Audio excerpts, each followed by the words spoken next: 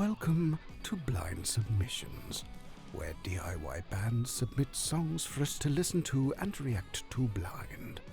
Every week, we'll bring a guest from the underground music, arts, or entertainment scene to help you sort through mountains of new music.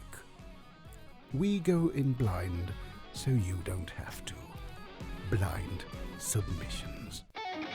Blynd Submyshynz. Hello, everyone. Hello, everyone. Welcome to a very beery episode of... Very, yes, Blynd Submyshynz. Make you spit out your beer. we've been bad. spitballing offshoot podcasts because we're just crushing this one so hard. Yeah, So it's like, what other areas can we dominate? we could definitely do a beer cast. I had a thought. There's not a lot of old white bald guys talking about beer. No, there's not. So I Especially figured ones with beards. with beard. Well, Like- not really. I mean, it's a beard. It counts. It's beard-ish. Beardish. Yeah. Okay. I'll give it a solid beard-ish. Yeah, How's it going, JD? it's going well. Yeah. Yeah. Work's awesome. Not busy at all. No, Things are it's not fucking great. busy. Like I've been waiting around all day to just record. Oh, good. So Well, it's busy. Busy times, Jeff. busy times. Yeah. 2022. 2022, baby. Fucking here, man. It's coming in like a hurricane. Ooh. I love me. I rock you like one of those. I love me. Well, not you specifically, just everybody. So, I don't know if I have much small talk in me. I will say, so if you've seen me, if you watched the videos or you heard me complain and like fumble around and try to find things, ladies and gentlemen, I can see again. Those days are over. I went to my eye doctor and I was like, I can't do it. And he's like, here's your 3 options. You can go for a stronger far prescription and some readers. Tried that. Failed miserably at wearing readers. We can try this monovision bullshit. If it works for you, great. Didn't work at all for me. And then just a couple days ago, a pair of multifocal contact lenses showed up. Nice. Bifocal lenses. I popped those sons of bitches in my eyes and was like, oh my God, I can see again. All the trials of getting old. Seriously, yeah. I'll tell you what. Past 45, fucking take care of your eyes. Eat all the carrots you can. Yes. But luckily, we have technology. You know, This is true. it's fantastic. It does amazing things. Technology and science. Mm. Imagine. So, who's today's guest? Raws Schlesinger, who also goes by Plack Blague. Plack Blague. Plack Blague. So this is an adjacent. We have beer here. We don't have the right beer. Sorry, Yeah. Sam. It's not readily. Yeah, sorry, Cosmic Sam. Eye is not readily available where we live. But There's some really old ones in the fridge. no, we drank all those. Yeah. Did we? Oh, yeah. Yeah, we drank them all. Yeah. So who is Plack Blague? So Plack Blague is a electronic musician who is, you know what? He's really hard to sort of nail down, but he's all about the live show. Okay. So the live show is where it comes alive, because he is what would you say? An EBM artist who is also a leather daddy. Yeah. And is incredible. Yeah. I mean, I discovered him somehow. I don't even know how I discovered him, to be honest. It wasn't through Sam originally. Oh no. No, I was following him, and I think I found him on Bandcamp, to be honest. Huh. Because I was going down.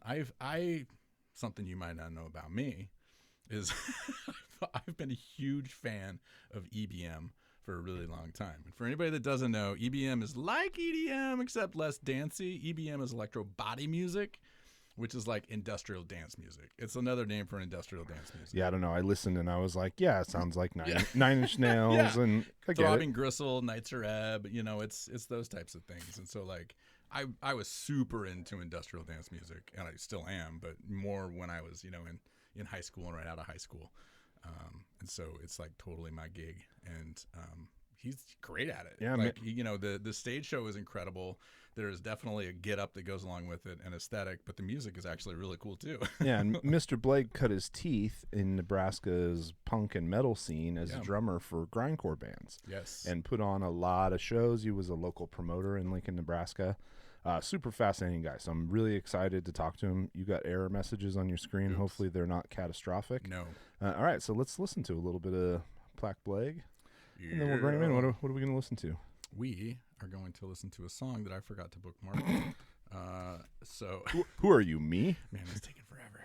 Come on, JD, get with it. Yeah. Okay, this is off of his most recent full-length album called Night Tracks, and the song is called Destroy the Identity. All right.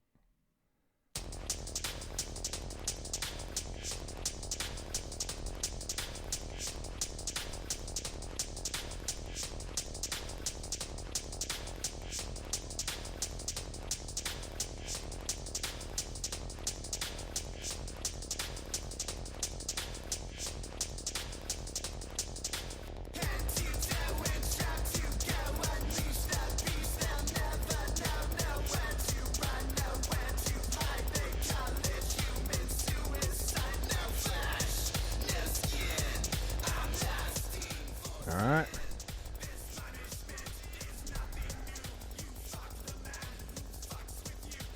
All right, ladies and gentlemen, Plack Blague. Oh, look at that. Hello, Ross. Hello. Mr. Blague, or however you like to be referred to. Hello, blind subs. You can call me Mr. Blague all you want. Ooh, I like that. Mr. Blague. Sounds like a school science teacher. I might be. Oh man, we have a pack of kids that would be so stoked if they showed up to science in middle school and you were the teacher. I my would God. be. Holy Kid shit. you not. That is true. Yeah, That is- I could imagine the first day they came home. Mr. Blague is awesome. Look at my favorite teacher in the whole school. Oh fuck. Yeah, I wish I had that teacher growing up. I know, seriously, I guess I would have cared. Yeah. right? Seriously. Oh man, I mean, shit. In our like public middle school in San Jose, they have a GSA with like regular meetings and multiple leaders that they can go talk to. It's like, I think back to when I was in middle school, man. Shit has changed a lot, a lot. That's crazy. How are you? You're joining us from Lincoln, Nebraska. That's where I am. Yes. I'm doing great. I'm just kind of kicking back tonight and I'm happy to be on here. Awesome. What have you been up to lately? How's the pandemic? No. Yeah. So we talked to Sam a little bit about the pandemic in Nebraska, but what's it been like in Lincoln? I don't know. I guess since September, I've actually been on the road quite a bit, and so I've been back to playing shows, kind of all over the U.S. at the moment. And so this is sort of my downtime, which I guess is good timing since everything's kind of crazy again. Yeah. The pandemic was kind of good to me in a weird way because like it made me be even more productive than ever. And I guess like it was more like of learning things. I learned some video editing and kind of self-taught myself those things and made a few videos and wrote a few songs and did some live streams. And I don't know, I was constantly making new merch all the time because I print all my own stuff. So I was just kind of constantly pumping out new things. You're a screen printer by trade. Yeah, I love it. That's fucking great. That's awesome. I love it. I don't know any successful or happy underground musician who doesn't have another hustle that supports the music, whether it's screen printing or video editing or whatever else you can fucking figure out how to do. Did that start? Well, so I read the Revolver interview that they did. I think it was 2018. Did that start because you were a drummer in DIY bands putting on shows and somebody needed to make T-shirts? Is that? Well, I guess it was like the bass player of my not my first band, but like my first main band called Wastoid. He was like my best friend and he worked at a screen printing shop. And when I was 17 years old when I moved to Lincoln, and he was just like, you should learn how to screen print. I can get you this job right now. And it was like, perfect. And so like I always joke because the best advice I ever got as a musician was learn how to screen print. Yeah. And honestly, it's paid off like so much. I get to do other people's shirts. I do all my own, and it just kind of cuts out all the middleman and kind of, I just love it. It's really fun. Yeah, it is fun. Awesome. Actually, my brother-in-law works in a shop. He's the on-site graphic designer, But Oh, I love cool. I love going into a print shop. Do you have like regular corporate clients, or is pretty much all your work in the like the art scene in the underground? Yeah, it's just kind of like people that hit me up that I know that are Mhm. looking. I do local bands and local businesses and stuff like that too. And it's just sometimes people hit me up all over the country. I've been printing band shirts lately since shows are coming back. Um, and even like I did some sweatshirts for a tattoo shop in Vermont recently, and it's just kind of cool how like people kind of want to support like kind of DIY screen Mhm. printers and stuff like that too. Because screen printing is weirdly expensive, and Yeah, it for is. some reason, like where I live in Lincoln, Nebraska, it's like a screen printing mecca in a weird way. So there's just so Really? much of it. It's kind of weird. Well, if everything's going to be shipped, I would imagine Lincoln's still fairly low cost of living, unless you're Warren Buffett's neighbor. But so why not do it where it's cheap to live, right? The shirts are, labor's cheaper, everything, warehouse space because you got to store boxes of shit and like Right. it's crazy to do that in the Bay Area. Can you imagine running Right. a screen printing shop when your rent's like whatever $600 a square foot Right. or Yeah. something dumb like that? That's pretty much my reason for being in Nebraska. Everyone Yeah. asks me why I live here, and people love to ask me that question. But that's why I do it. That's the best thing I got out of the pandemic was just quitting my day job, which was also working for a local shop. I was just kind of doing some part-time work for them a lot, and it was just time for me to like move on and just do my own thing. So that's like what I really got out of this was just like I finally made that leap to be like a full-time artist. Yeah. And it's just kind of been working, and I've been definitely thankful for it, and like definitely people helping and supporting what I do. It's like Yeah, really that's gotten me awesome. through all this. Yeah, that's awesome. Yeah. We have a buddy who runs a print shop in Brooklyn, Made in Brooklyn Screen Printing. He does tons of band merch too, and he's in an expensive area, so his tactic is overcharge all the corporate customers so that he can Right. then subsidize all his DIY and artist friends and give them really cheap prices, Exactly. which Yeah. is another way to go Yeah. about it. Thanks for Right. joining us for the screen print broadcast. Yes. Well, Yeah. you thought about starting a screen printing podcast yet? I don't know. I did teach how to screen print in college once. Oh, did you really? It was in a speech class. It Oh, wasn't like an actual Oh. class. gotcha. Oh, gotcha. It's like you need to do a speech about teaching people how to do something. So Yeah, what do you know? and of course, screen printing. Well, I guess Love that, it. that explains why you go to Bandcamp and your merch store is packed. Fuck I mean, yeah. you Oh, got yeah, I love bags it. and shirts and like. Oh, yeah, it's we'll awesome. We'll flash. Actually, I'll flash that up right now because we might as well. And I gotta say, like the popper bottle ones are amazing. Plack Blague, say relax. Oh, shit, is that what it says? Yes. That's amazing. So good. So feel- I'd love to like, I'm looking for a deal to make those a real thing. yeah. Seriously.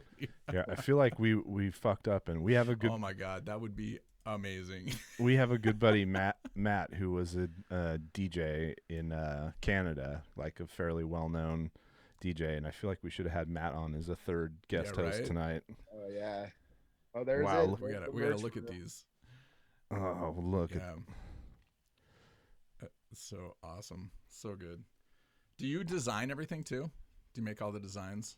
I do, yeah. There are times where like I get a lot of fan art, which is interesting, and like sometimes the stuff I get, I'm like, oh, I'm using this, holy shit, and I'll just kind of like buy it from them, or like do a trade of shirts and stuff. But Yeah. most of it is all my stuff and my designs, I guess. Yeah. Except like the relax is obviously like a Frankie Goes to Hollywood homage. Up Holly good. Johnson. Yeah, I love it. Oh shit! I was just gonna ask you something. I don't know what Totally you're gonna- lost it. we know from reading that you got into music because you started playing drums and you were drumming for some grindcore bands. What was how did that? What started your interest in playing drums and getting into music in the first place?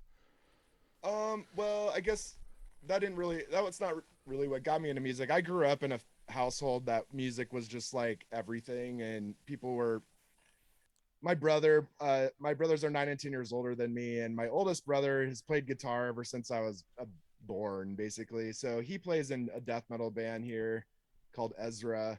And my dad was a drummer. He played in like country bands and like polka bands probably too. But so there was just always like drum sets around and guitars and stuff like that. So I kind of grew up with that being like the norm. Like I grew up with like Kiss records all over the place, and like my brothers just loved that shit.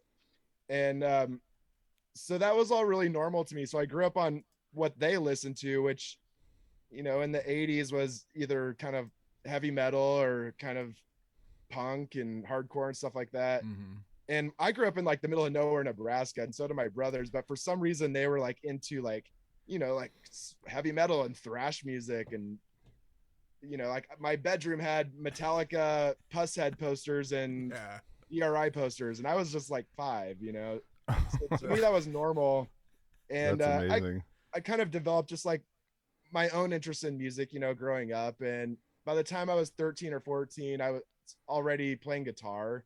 And I liked singing, you know, I did a lot of singing growing up, but I started playing guitar, and I was in like this sort of alternative Nirvana, Smashing Pumpkin-esque early 90s like alternative band called Wish, and I played guitar and sang in that band. And I was like 13, 14, but we started playing in clubs because my brother, his death metal band was in Lincoln, and they were kind of doing a lot of shows, and like we would open up for them, and we were like a really heavy version of alternative music. So my brother used to joke, was like, you guys were like Smashing Pumpkins meets Cannibal Corpse. And like, okay. I would hear that. I would listen to that today if it was available. 100%. And like the best thing about it was like we were teenagers and we didn't know what we were doing, but we had like an amazing drummer, and that's really what like made this band so good and cool.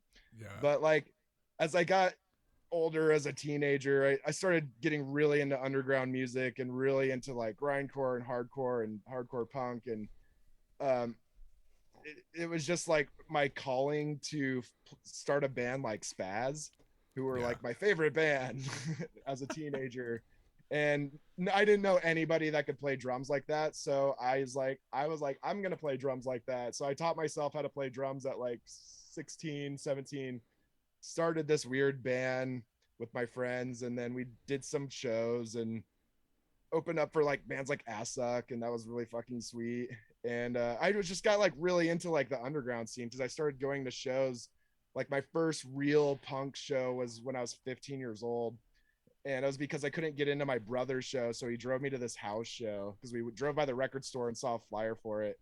And it was a band called Crisis Rebirth, and they were from Seattle. And there's a band called Whip that was on tour with them. And I walked into this show, and it was like, I could just tell it was like my calling. It was my people. Just by the way it smelled in there, it smelled like gross BO punks, beer, and shitty basement house. And now I live a block away from there, which is really funny. Oh, nice. But, wow. It's just one of those things where it's like I just knew it. It was like my thing.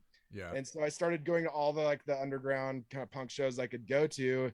And then I just kind of became that person that started booking all the shows here. Okay, so anyway, I started playing drums, and when I moved to Nebraska, or when I moved to Lincoln, I graduated high school early and just moved the day I graduated, and we started this band called Wastoid. I already had friends we were talking with about this, and we just like went for it. And this is exactly, I knew what I wanted to do. And it was like, I took this band, it was like the super grind band, and just try to do whatever I could with it out of Nebraska.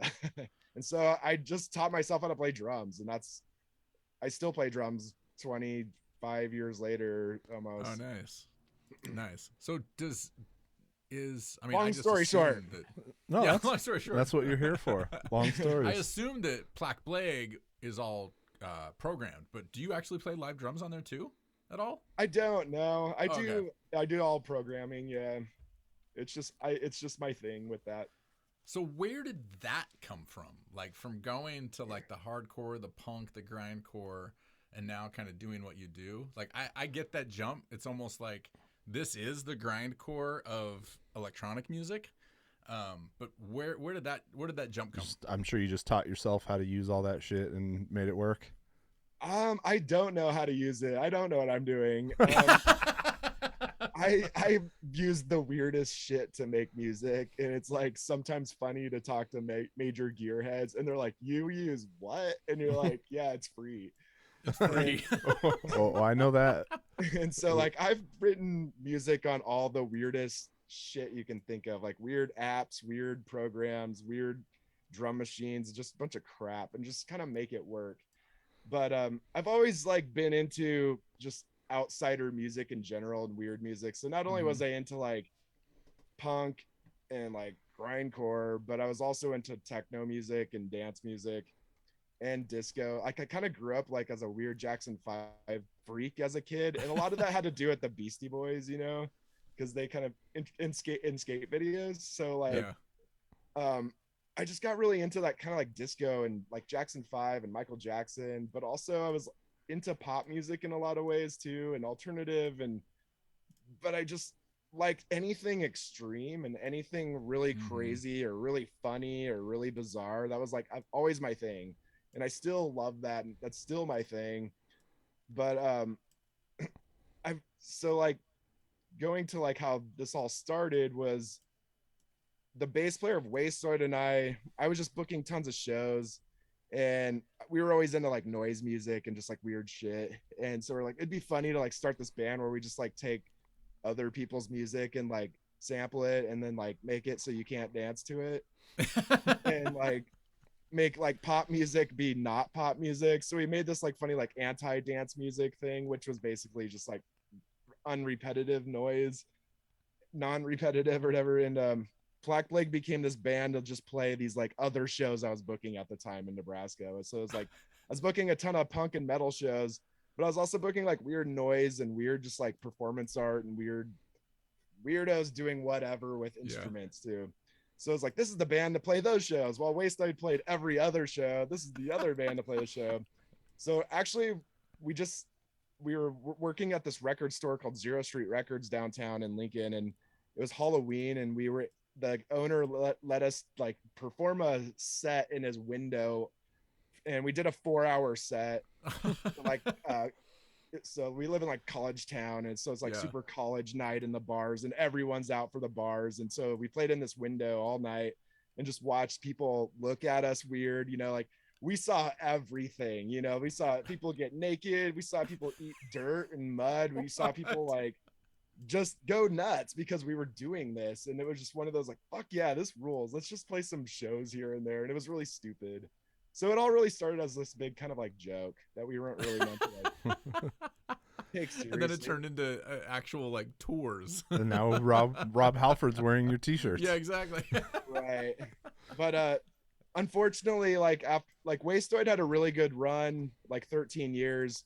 We lost a couple of members here and there, and we did like, you know, we had our moments. We did a lot of touring. We got a few records out on like some of our favorite labels, and then we did like my goal was like get on Relapse, and like we had our like 15 minutes of fame on Relapse on this compilation called This Comp Kills Fascists, and we got the worst reviews, which was the funny thing. But yeah, it was still one of those like, fuck, we did it, you know, like we're on this Relapse comp, it's fucking amazing.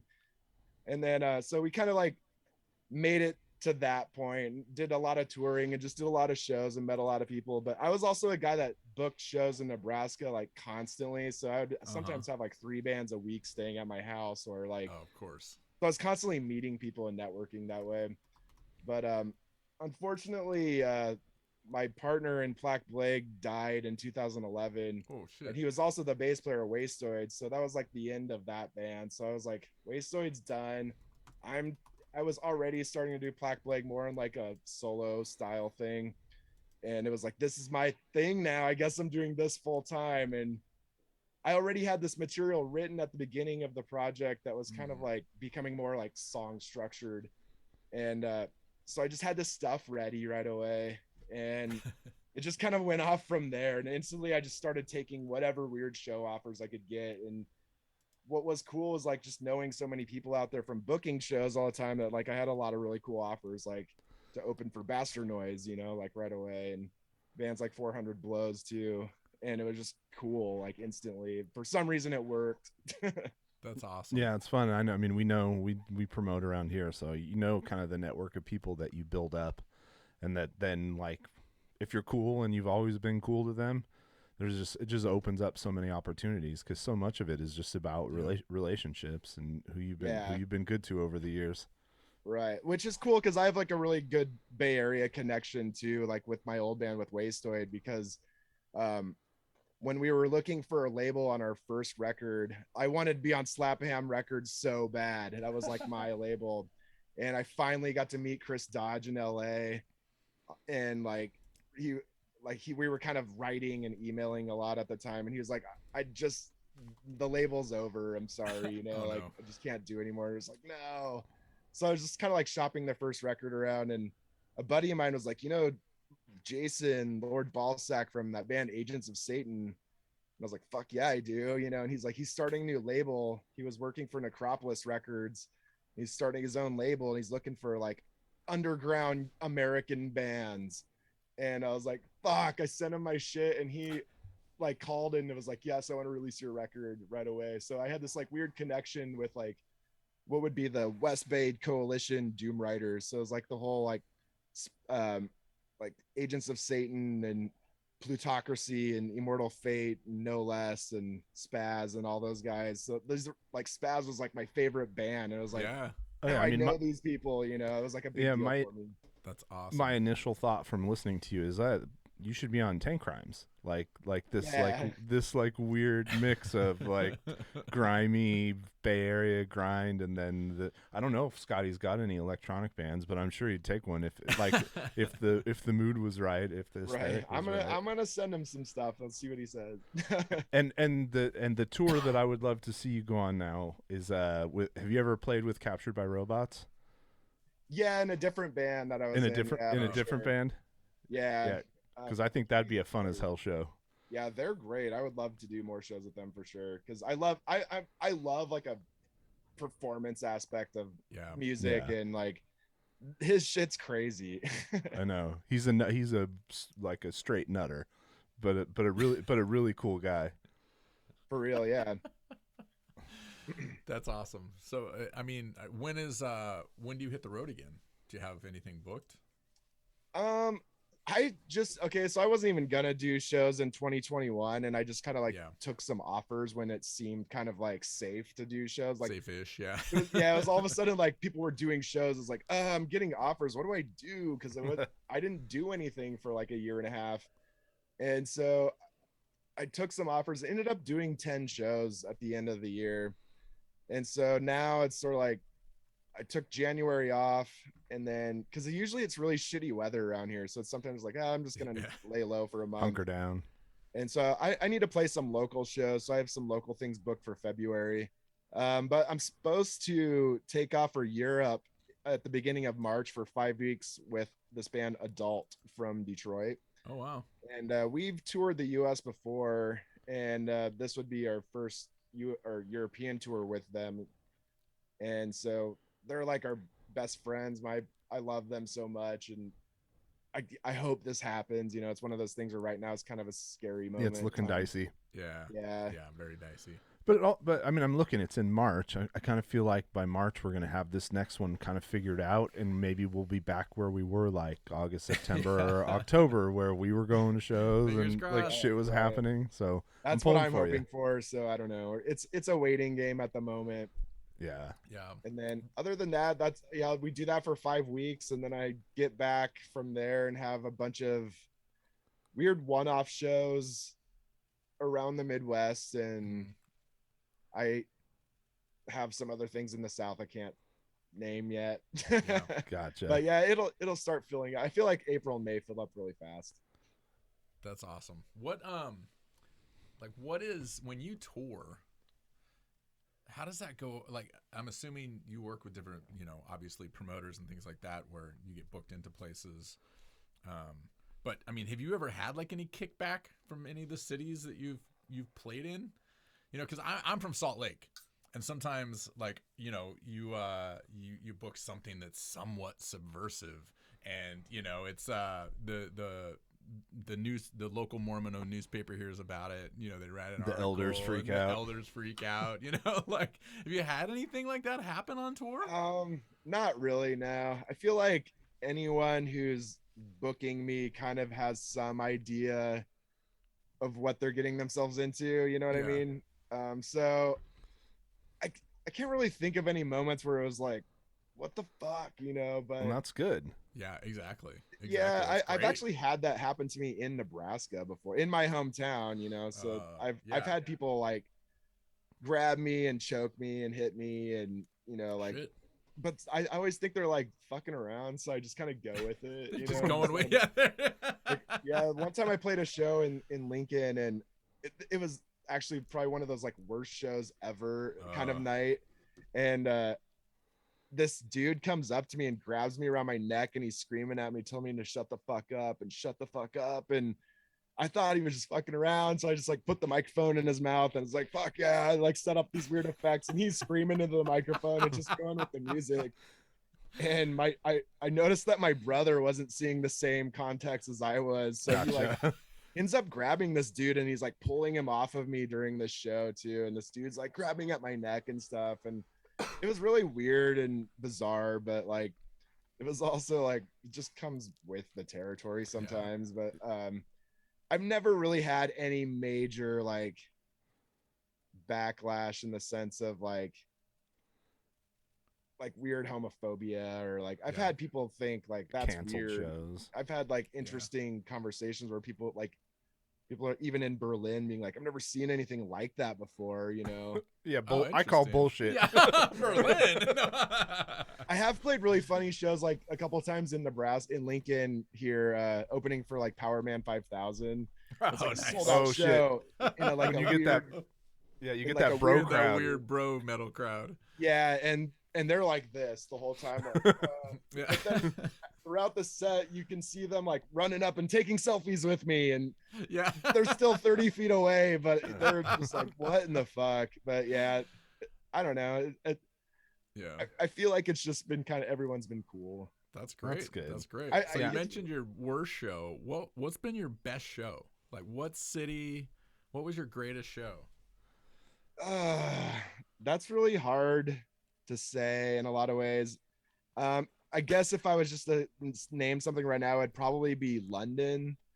I was on tour with this band called Horror from Los Angeles, and they're pretty big in Europe, so all the shows were like 300 to 500 people a night, and this was a sold out show at the Garage in London. That's kind of a well-known venue, and there were just certain people there. Like, we finally had like someone doing merch for us that night. It was the last show of the tour in Europe. And so we had just like interesting people there. Like Igor Cavallero was there, and it was just like a moment of, he's hanging out in my green room. Holy shit. Like, it's just, it was the people that were there and the energy, and like, we're in London and the show sold out. It's my first time in London, you know. It's like, that's probably my favorite show, just because That's you could awesome. just see people going off, you know. Yeah. And So was this the horror, the like grindcore rap horror? Yeah. HO9909. Yeah. Oh shit, I love those. Really? I love those guys. Oh, Yeah. wow. That's awesome.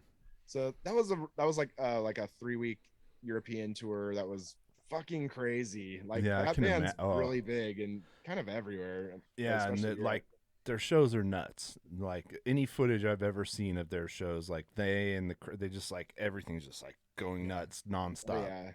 So Oh, I'm yeah. assuming, I mean, Europe has to be great for you to tour, right? I mean, like, because Europe has embraced the EBM a lot more than the US, I would think.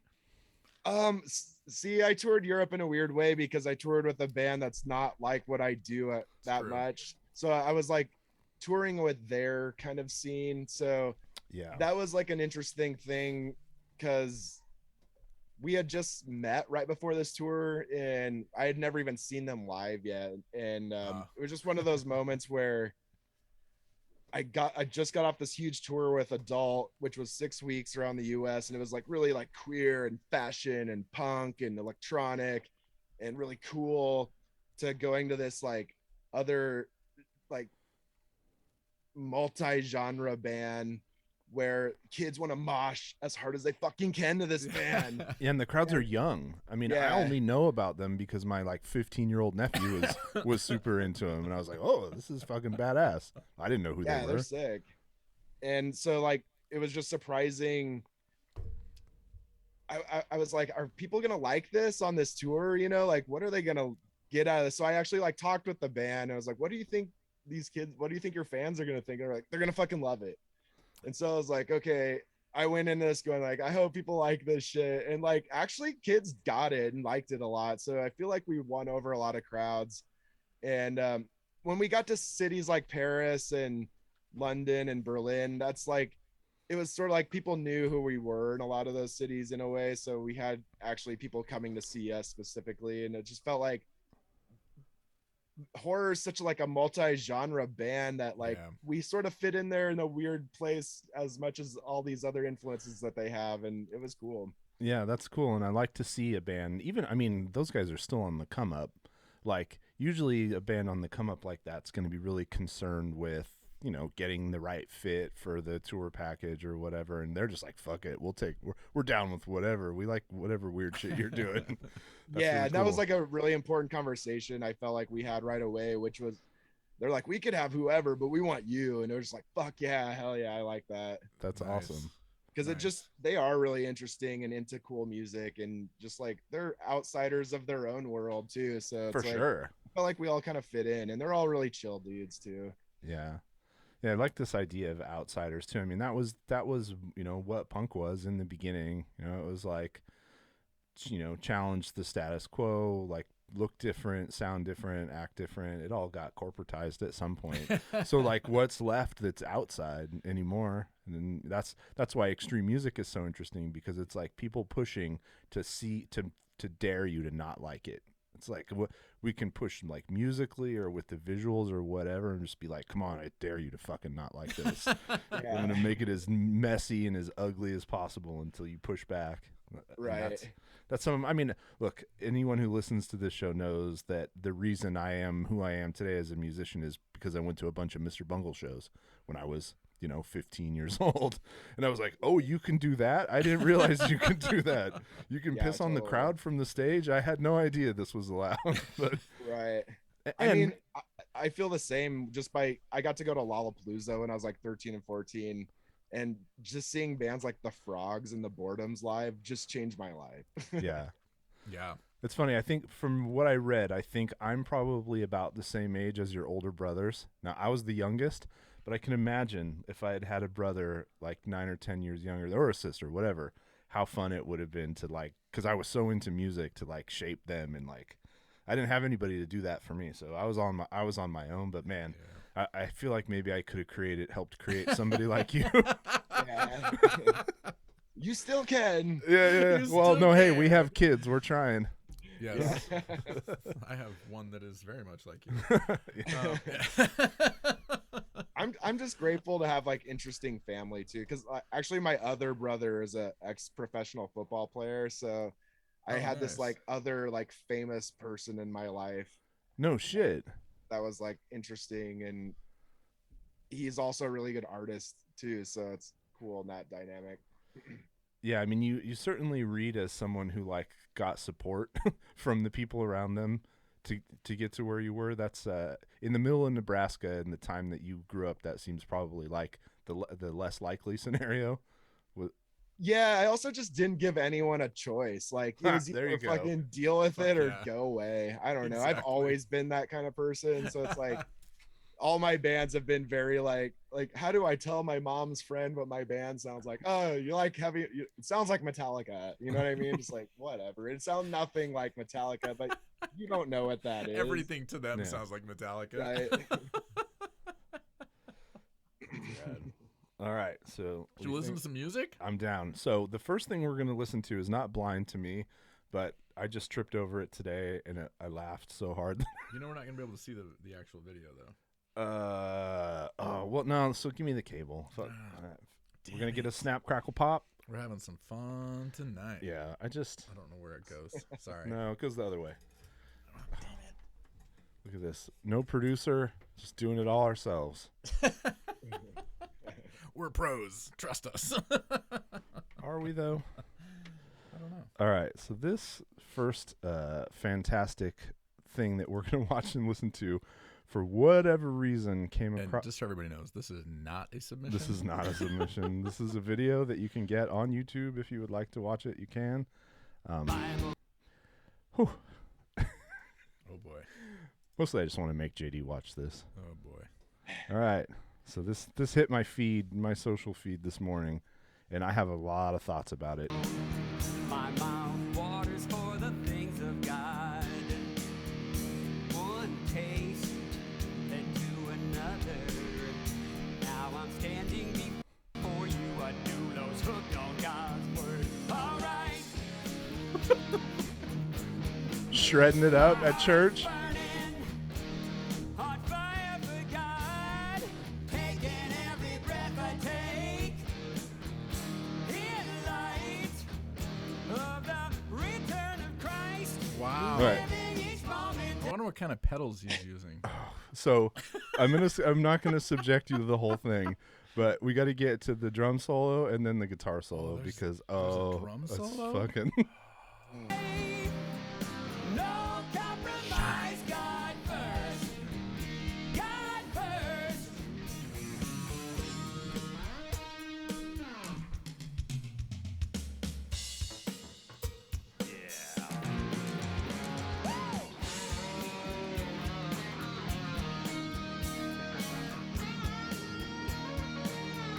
Oh, he's tapping.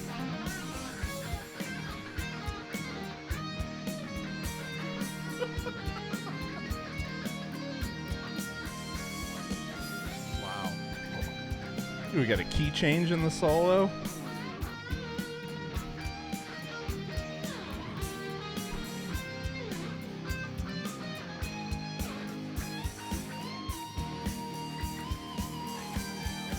Oh, well I done, just sir. want to know why that is coming up in your feed. Do you really though? No. So, taking bets. So this guy was definitely in whatever town he grew up in. Was definitely in a band in like 1987. He looked completely different. Oh, he yeah. was in love with Stryper. Then he found God. And then, well, no, I think he found He found God, and I then think he found Stryper. No, I think he found Stryper, and then he found God. Sorry, Oh, To- Stryper. total distraction. I But found Stryper once. did you? Oh yeah. Oh, that's right. You had that phase, I didn't went you? through a Jesus phase. Oh no. Well, before we're too rude, I assume you haven't gone through a Jesus Did you phase. go through a Jesus phase? Me? Yeah. Oh no, not at Okay. all. I didn't think so. Yeah. If anyone was wondering, this is the music that Paul Reed Smith guitars were made to play. I Looks love like the it. like weird doves on the fretboards though. Yeah. It's Totally. It's so weird. Why is that their like signature fretboard? It's so fucking strange. That's their signature. That he didn't have those embedded. well, they're birds. Like the traditional PRS fretboard is always bird inlays. Those Oh, might, it is? yeah, I and, did not and know it's that. like I thought those were doves, like from the Bible, Me because there's the too. dove. it It's it might the be, Holy but Spirit. but they're like in flight, so it's like Ah. it's over the course of their flight, so each one is a little bit different. But oh man, Gotcha. Okay. I might go to church if I could get some of that. No, I My wouldn't. church had a church. They are band. definitely going for it. I'll give them that. No, for sure. Yeah. And it's funny like how incredibly competent they all were, but how uninspired the result of it is just like, huh, okay. But did you notice the very first line of the song was it was incredible. Maybe I got it wrong, but I could have sworn he said, "I'm waiting with my mouth open for what God has to give." I swear to God. Okay. Like, We're not plugged in This is anymore. what church is. Count me in. yes, exactly. I want some of that. You guys won't be able to hear this. My My mouth, mouth waters for the things of God. Oh man. Interesting. All right. We're going to listen to an actual submission. All right, who is this? All right. So, as a reminder, we don't listen to this. You've never heard it. We've never heard it. Bands just send us songs and we listen and react. So, this is Troll Teeth, and the song is called Running. All right, let me pull it Make up. sure my volume's up. Okay, here we Yeah. go. And we don't only get heavy music, but we largely get heavy music Right on. submitted.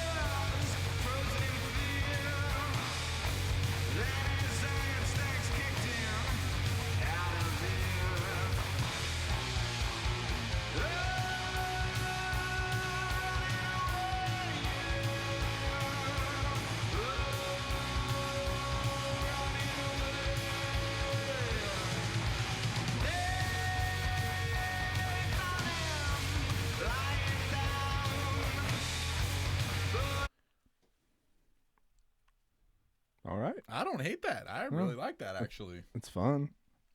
I'm trying to figure these guys out. Super fun. Where are they from? I don't know. New Jersey. Oh, okay.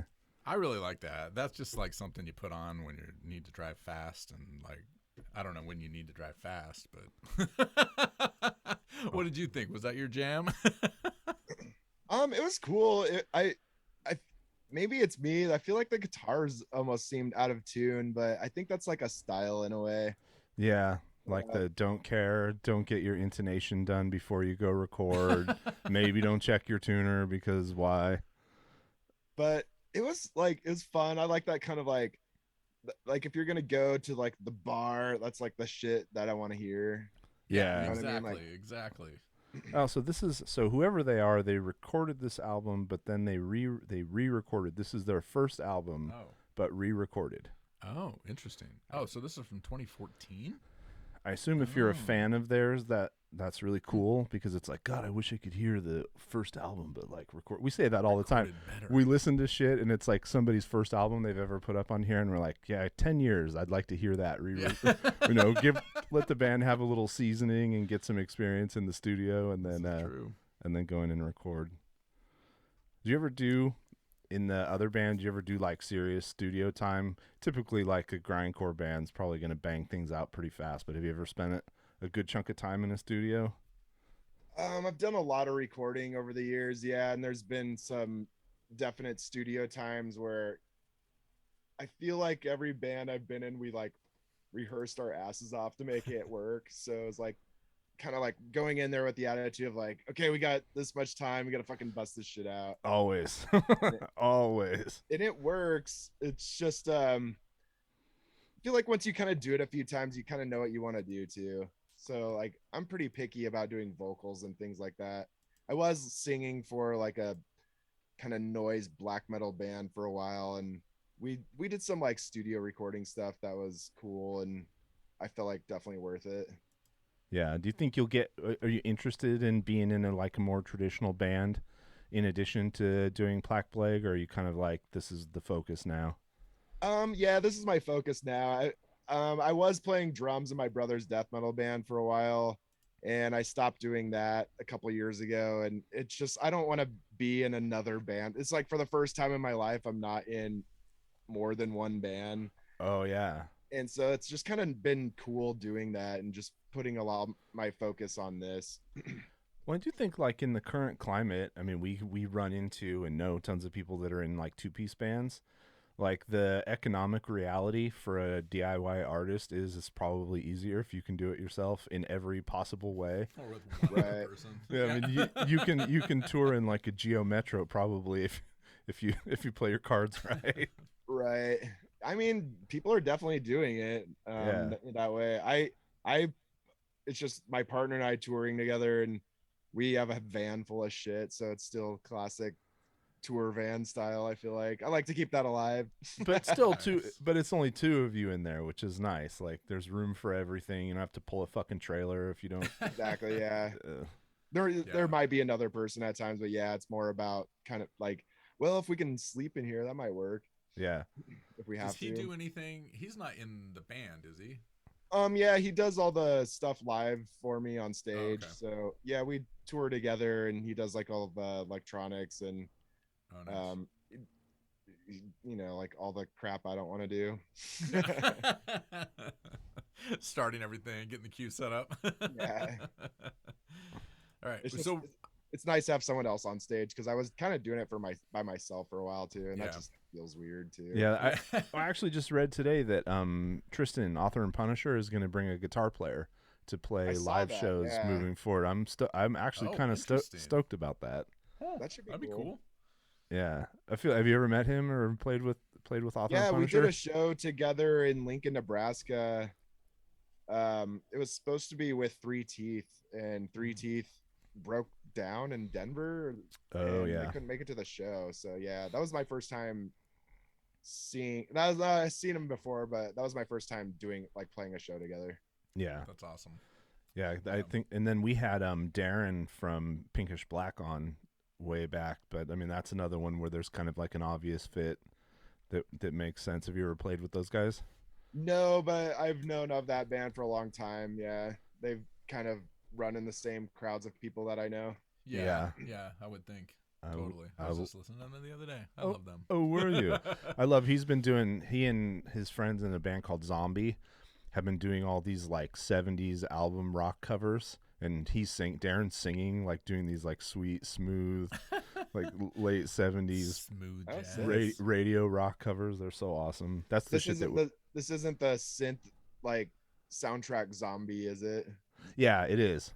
Oh, it's So the same they- group. Yeah, so it's Zombie and Friends, and I think they've done like 10 of them. Oh, really? Yeah, they've done so many. Oh, yeah. Oh, yeah. Like I know what you're talking about. Christopher Cross, Yeah. like fucking. Yep, totally. I did not know that. It's a That's lot. funny. It's a lot of fun. So I want to do I've had a lot of something. fun with zombies staying at my house a few times. Oh, yeah? Zombies. Yeah, making them listen to the first Wham album like over and over and over in one night. Yeah. That's awesome. Oh, that's great. That's actually another one. Have you? Because I feel like they remind. Never mind. Never mind. I don't want to get to that. mind. Have you played with these guys? Have you played with these guys? Yeah. What about these guys? Probably, okay, yeah. Yeah, let's I listen have. to some more music. Yeah, I have. I did. You know who you need to play Yeah. with in England though is our good buddy from episode 1, Tom Aspal. Tom Aspal. That's So for sure. when we were piloting this thing, we didn't have any submissions yet, so we just randomly pulled shit off of Bandcamp, and one was like this, like, what was the album called? Black Country Disco. Black Country Disco. Black Country Disco. He's this disco, essentially artist, and we didn't know anything about him. So I was like, I don't know, I'm not, this isn't anything Not for that I us, listen don't to. like it. This could be the most famous artist in the world, and I still wouldn't. Doesn't mean because I don't listen to it doesn't mean it's not good. Dude, fucking exploded. He's like the hugest new artist in the UK. Won all kinds of awards. Got an artist grant during the pandemic so that he could stay making music. He's written for Kylie Minogue. Yeah. It was just like, Awesome.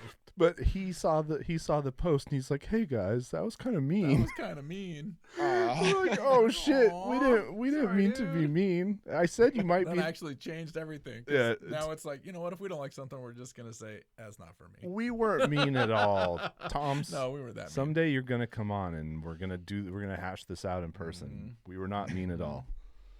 Okay, I want to do something because Oh, God. knowing that album was 2014, Yeah. I want to listen to their newest album. Ah, Just okay. whatever song is on from their newest album, because I want to hear. Well, I think that how is their things have newest. changed. That is their newest Well, it's album. their newest album, but you know. Gotcha. So you want to hear what the new I songs? want to hear what the new songs that they've written more recently Okay. sound like.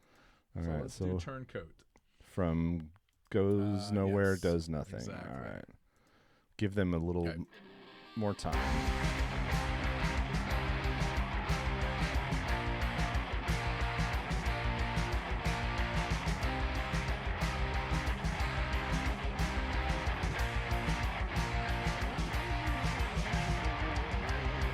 Captain, come save us. We're under attack. The spiders, they found us. They came from the bay.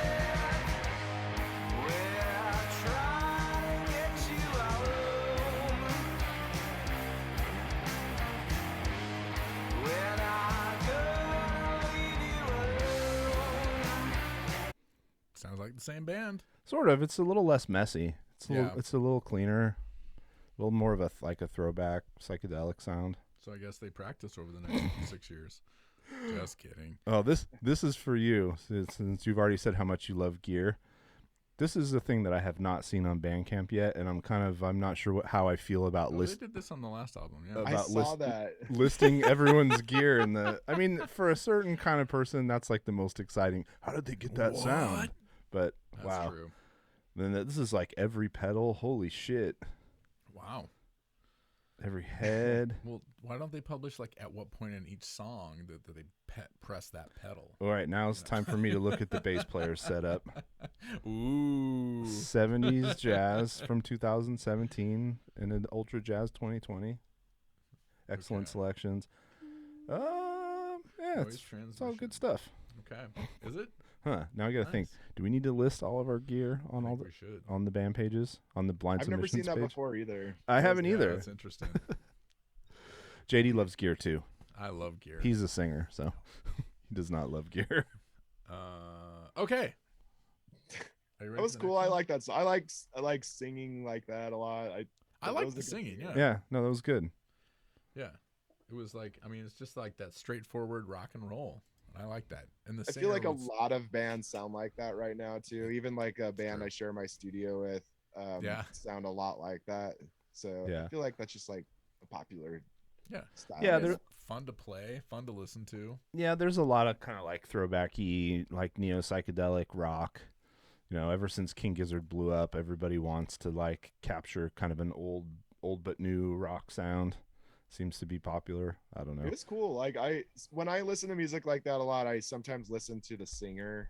That's like my thing about it. Mhm. And I like, this is kind of not necessarily off subject, but like Mastodon's kind of a band like that, where like when I was listening to them as like their first music, which was a lot more like screamy and growly, and then they developed into like the way they are now, like singing and stuff like that. And like I kind of didn't listen to the band for a long time. I sort of rediscovered them in the last couple of years. I was like, damn, like I just really like the singing a lot, and that's like a Right. thing for me right now. So Okay. that's Yeah. been cool. Yeah, So I like no, I'm like when bands have like a good singer like that. Mhm. yeah, no, I'm a straight. We're both straight Mastodon junkies on the train since the beginning. But I am of the opinion that Did they you like them before they were big? and No. after. I still love when them. they were underground. We went and saw that recent tour, the Opeth Mastodon Zealand Ardor tour, and Oh, sick. and they leveled up their singing, their live Oh, singing. they've gotten even better. Yeah. So they can like in the Crack the Sky is probably my favorite record of all time. In that period, they could do that in the studio, but if you go and watch, there's a live video that they put out. It's like there are lots of moments where you're kind of like, oh god, you didn't quite get there. Yeah. Fuck, man, there were zero moments like that at the show No. that Yeah, we saw I in December. It was Hadn't seen them for a insane. long time. They're really good. I saw them a lot when they first started. Like my band Waystar, we did our first tour. We played with them in Chicago, like on accident.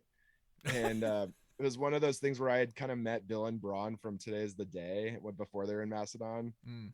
And so we just kind of hit it off with all those guys, and we ended up doing a bunch of shows in Nebraska with them later on. And then that band just blew up.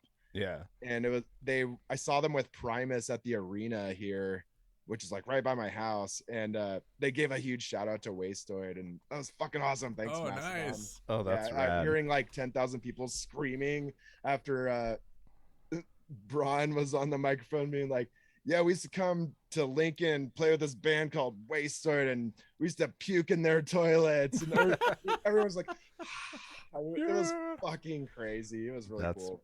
That's rad. I love those guys.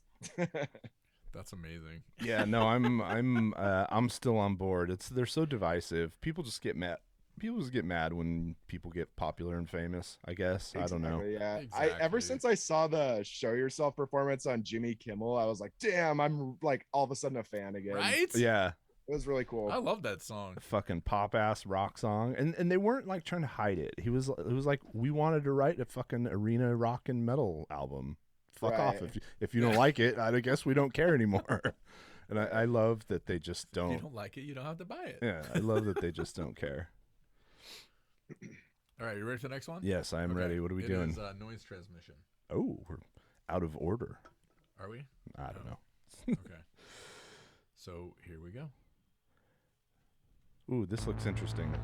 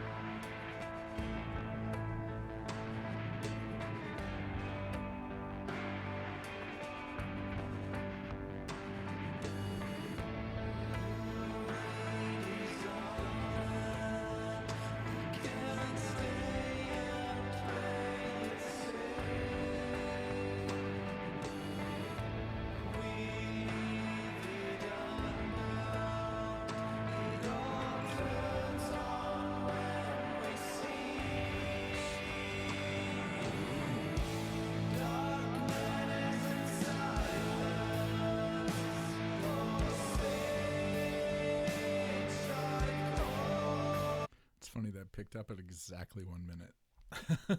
It always does. It's in our lizard songwriting brains. That's what we do. Seriously. We warm you up for a minute and then we dig into it. I'm really liking this so far. Yeah, that's like kind of like a grungy Pink Floyd, Right. Yeah, I was gonna kind say of, huh? Pink Floyd. like actually- industrial Floyd. Right. I did not expect it to be so rock. Like I don't know. I had this totally different Yeah. idea of what this was gonna be because it was sort of dark wave-ish in a weird way. Completely.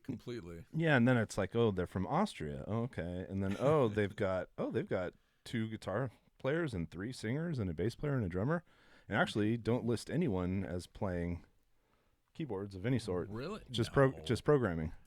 Yeah. Oh, I was gonna say programming, because it sounds like there is a completely programmed track over the entire song, and then they're playing live or playing instruments behind it, Yeah.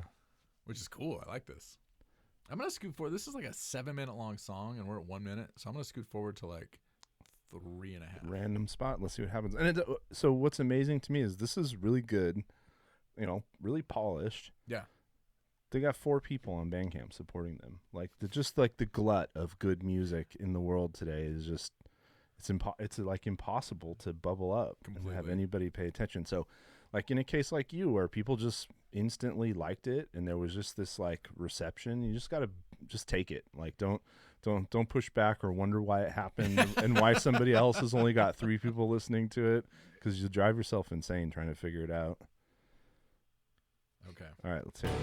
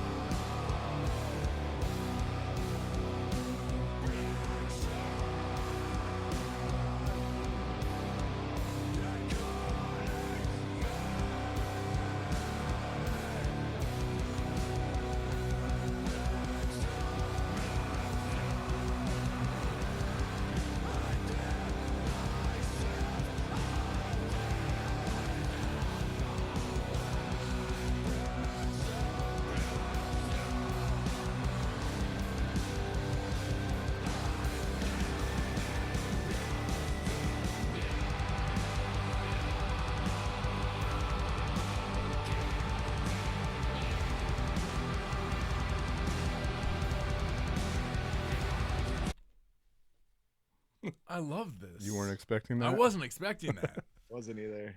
Yeah. I love this. I mean, genreless, right? It's like fucking whatever. Well, we went from like weird Pink Floyd to like ISIS type. Yeah. Like, it was almost like ISIS. No, somebody in this band laid in their bed like I did listening to ISIS for hours and hours and hours going, I'm going to do that someday. I'm gonna do that. Right. I was kind of getting Neurosis vibe out of it. But Yeah, sort of- totally. Yeah, you could probably swap them out, but yeah, for sure. Okay, everybody. They need to have a supporter list that at least goes across the page. So go find 1, Noise 2, 3, Transmission. 4. We need like 6 more people. €7 to buy the digital album. I like this. I'm Yeah. I'm adding that to my cart right add, now. Add to cart. All right. Let's see. What's next? Okay. Oh, it's time to visit the merch table. Oh yeah. Yeah. Do you have any? Oh, of course I Oh, do. we're still working through Christmas records. We're still working through Christmas Do records. you, are you a record collector? Do you buy vinyl or anything? Sure. Oh, of course. Actually, behind my banner are all my records. Oh, nice. Oh, really? So what's the heaviest collection? Like, what do you have? What style or genre do you have the most of? Probably grindcore, but I've got like a weird collection of taste in music, so it's all over the place. A lot of disco. I do have a lot of disco. I probably have more Pet Shop Boys records than anything, Okay. but Oh, nice. also Yeah. I also have like a shit ton of like late 90s hardcore and grindcore and shit like that. Nice. Love it. Yeah, that's sounds like mine. Yeah, it's a little bit like his. I don't have any Pet Shop Boys. I need some Pet Shop Boys. Yeah, everybody Oh, yeah. does. I Everybody think. My needs some favorite Pet Shop band. Boys. Yeah. They're I they're can't- like one of my biggest influences. That's awesome. Yeah, I got an ad for like an old repress of an Adam and the Ants record, and I was like, oh shit, that's a thing I need to go back and collect. It's like early Adam Ant. Oh I need to yeah, buy. I need to buy some for Troy too. I love that shit. I'm like a sucker for 80s and new wave and just all that kind of weird shit. Yeah, that's why like especially with the last couple of records, I have grown to love Torch so much. Not that I didn't love Torch before, because Torch is amazing, but finally on the sleeve of Torch is like, this is heavy music, but really it's just like the new wave that you grew up with, like but made with heavy instruments. Heavy And it's instruments. like it's such a warm, comfortable place for me, because I'm in the mid 80s, I'm 10, listening to music all day, and that was just everywhere. You couldn't avoid that music, so Right. I love it. Have you bought any records recently, or do you have any merch that you want to? You got any Oh, t-shirts share. to show off? I grabbed some things. Oh, nice. I haven't bought a ton of merch. I get a lot of stuff from people, so Yeah. like it's like, oh, I would have bought that record, but you gave it to me, like, or Yeah.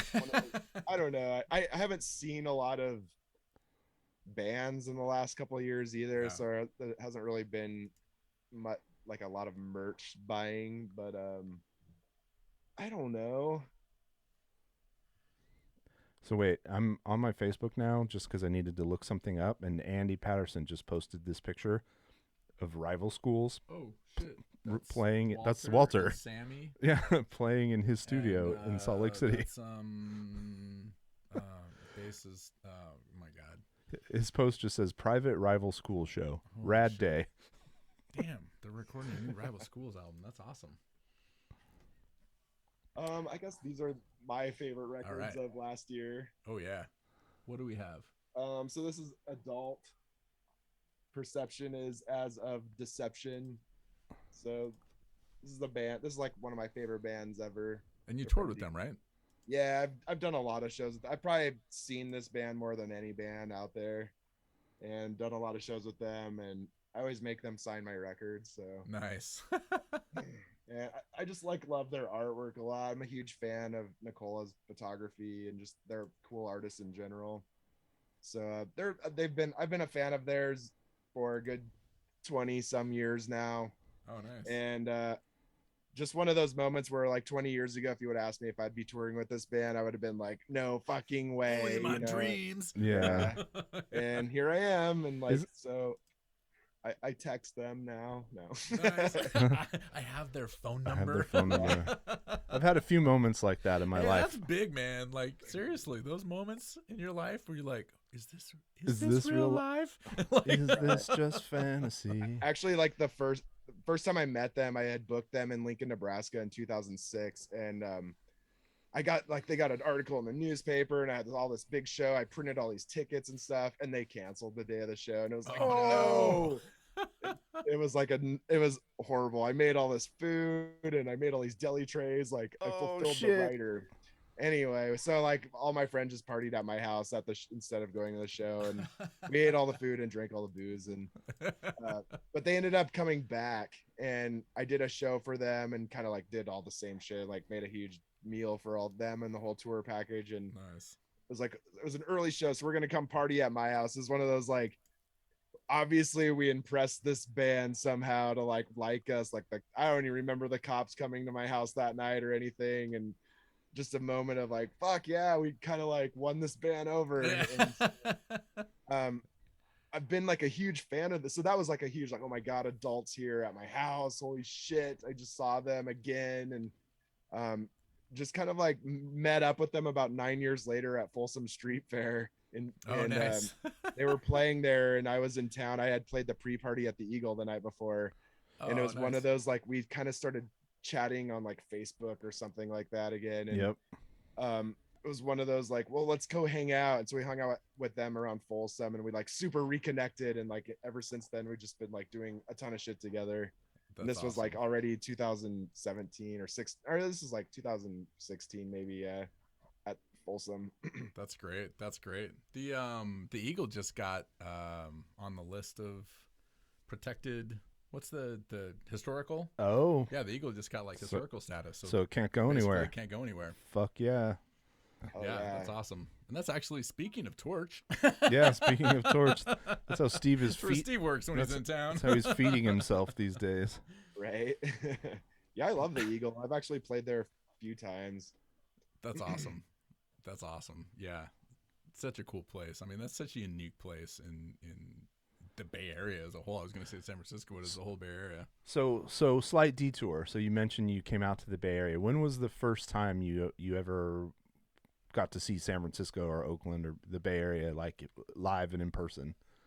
I was 20 years old on tour with Wastoid, and we played at the Elbow Room. Oh, nice. The San Francisco Elbow Room. Yeah. Yeah. And we had met up in Redwood City because that's where our friends were living at the time, and we showed up, and I remember just like being in we showed up in Redwood City and like went to the show. So this was like the Agents of Satan crew, and we went to the show, and I just remember being like, San Francisco is freezing, you know what I mean? It's like, oh, we're in sunny California. And it was like, no.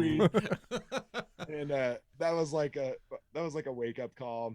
But it was also one of those moments where I'm in San Francisco, and to me it was like really important as like just being a gay person in general. It's like, it's San Francisco, I'm finally here, this is my moment. I'm at Polk and Pine, you know, that's like a fucking well-known like. Oh, did it live up to it? Hustler Like Street. Yeah. Well, like the funniest thing about that show is like we pulled up to the Elbow Room, or no, we didn't play the Elbow Room, we played at Chemo's. Oh, okay. And we pulled up to the bar. It was like out of a movie, like right onto the sidewalk, and we all pile out of the van. There's like beer cans falling out of the van, and I can see the Max Ward from Spaz and Danny and Paul from Godstomper all just like mouths open, like shocked when we pulled up, and we were just like, fuck yes, this is gonna be a fun night.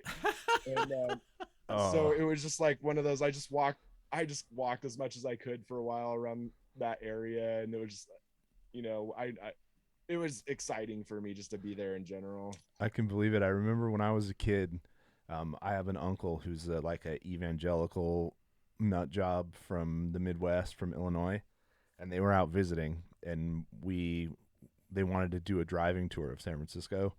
So we get into the Castro, and I just remember my uncle's mouth just like hanging open, just like the look of horror on his face. And I was just like, oh man, I don't know what we're going to do about this. Right. Like we need to fucking figure this out. I was like 8 maybe. And I was like, that's weird. Like he couldn't even speak. And it was just so normal. It was like, what are you talking about? It was so weird. I had visited there with my parents to see my brother play football at Candlestick Park, and it was one of those moments where like I missed my flight that morning, so I got on the next flight, and my dad's like, just meet us at the hotel, okay? Gets directions to the hotel. It's the fucking Travelodge on Market in Valencia, and my mom was like, we are not staying here. And so I called up one of my buddies. I'm like, yo, my parents are on corner of Market in Valencia. Travelodge is like, what, are they buying heroin or something there? And it was like, I was like, no, but it was one of those situations where like my dad would never take advice from anyone, like in that kind of thing. For some reason, listen to some guy telling him to stay at this hotel, and it was like, oh God. So like I remember being in the, so they ended up getting the Travelodge in Fisherman's Wharf, and I remember taking the cab from there, like from Market to Fisherman's Wharf, and we like drove by. I remember like driving. This was after the game, and I remember driving by the Stud, and my dad's buddy that was with us, like these small town people are like, is this the gay part of San Francisco? And the cab drivers bust out laughing. He's like, this whole city's the gay part of San Francisco. And I remember just being like so utterly embarrassed yet so humored by all this. He's like, You're like, dumbass. this is just the part where you see the leather. Oh. Everywhere else is gay. This is just the leather part. Just the leather part. Oh, dude, we went and saw Quicksand and stayed at the Phoenix. And it's like, yeah, I love that place. And shit the Phoenix is like a castle with walls around it. And then outside of the Phoenix, it was like, we saw a foot chase. We like 3 cops on foot running after somebody. Like, Down the middle of the street. Right down the middle of the street. It's fucking wild city still. I love that. I love that hotel. Actually, if I'm driving, I usually, I stay with family out in the Bay Area, but if I'm staying in the city, I try to stay there because it's like, it's really the only hotel with like free parking specifically for bands. Yeah. It's really weird. Oh, but completely.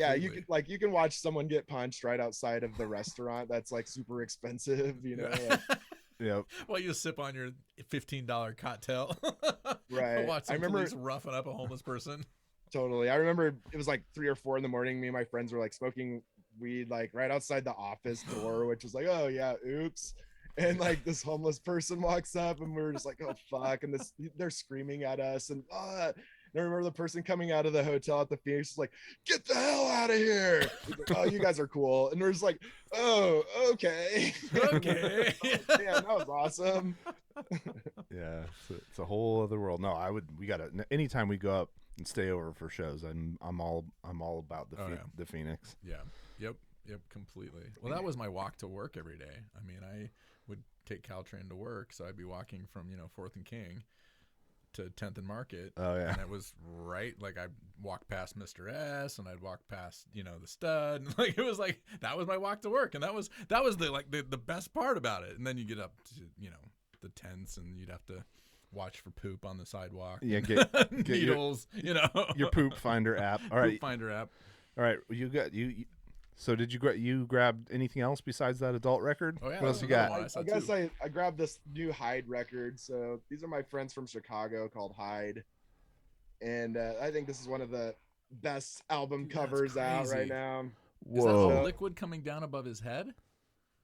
It's like a weird plastic sheet. It's like a weird plastic thing, and looks like an Unsane record. She's the singer of this group. Oh, nice. And she's a really amazing artist, and she's one of my best friends. She's like my leather sister. So nice. This is like their studio space, and they just like dumped all this. I don't even know what that shit is. Just gross black it shit. Looks like blood, but yeah. But yeah, they're controversial covers. They're always getting banned on like their last record cover. You would post it on Facebook and get your page taken. Yeah. Well, like I said, it reminds me of an Unsane record. It does. Yeah, they're really amazing. They're really dark and really like crushing industrial electronic music, and nice. Their lyrics are really dark and like like full of disparity and horrible shit. Okay, I'm on their Bandcamp, and did they really do a cover of Prince's "I Would Die for You"? Yeah. Oh shit. Should we listen to that? Oh, that'll get us fucking copyright strike to hell on YouTube. We'll listen to it separately. Yeah. Go listen to Hyde and listen to their cover of "I Would Die for You." God, I love that song. And both of those records are on Deus Records out of LA, New York. So that's like a cool record label that's popular with the dark wave kids. Nice. Gotcha. That's the other merch I got. I guess I got this book, Oh yes. Oh yeah. Haven't had a chance to start it yet because I just got it, but can't. It's Rob Halford's Confess. Yeah. For those of you not watching. Love Rob Halford. He's probably my biggest inspiration. Yeah. It was hard to tell. Yeah. It's actually my That's- dad. It's so fucking amazing that he dressed up as you for Halloween. Oh yeah, he's the best. I mean, come on. Did you know him at the time, or had he like just kind of found you online? Yeah, like it was really like through Instagram that all this came together.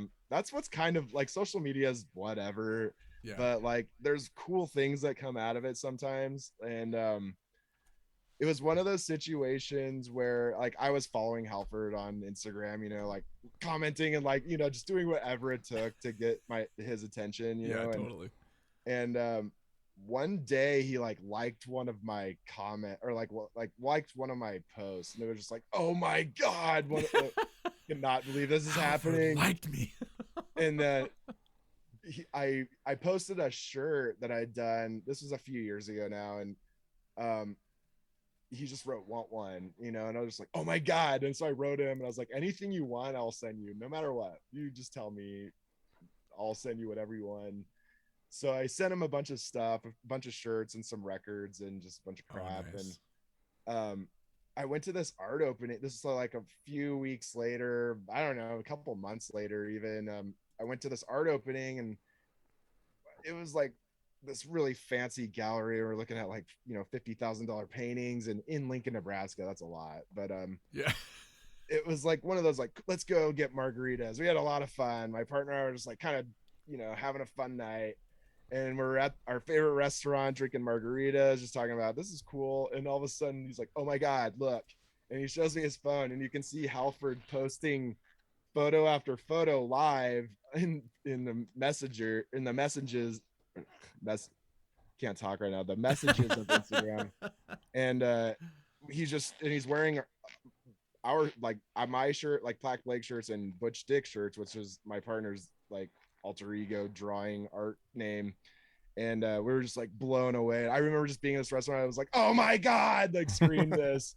And it was like, be quiet, you know, like, so we just like wrote him back right away. Like, this is amazing. Oh my God, I can't believe this. And so he was just like, was really nice about that afterwards. And then he was like kind of liking stuff on Instagram, and we would just kind of like say, hey, or, you know, like here and there.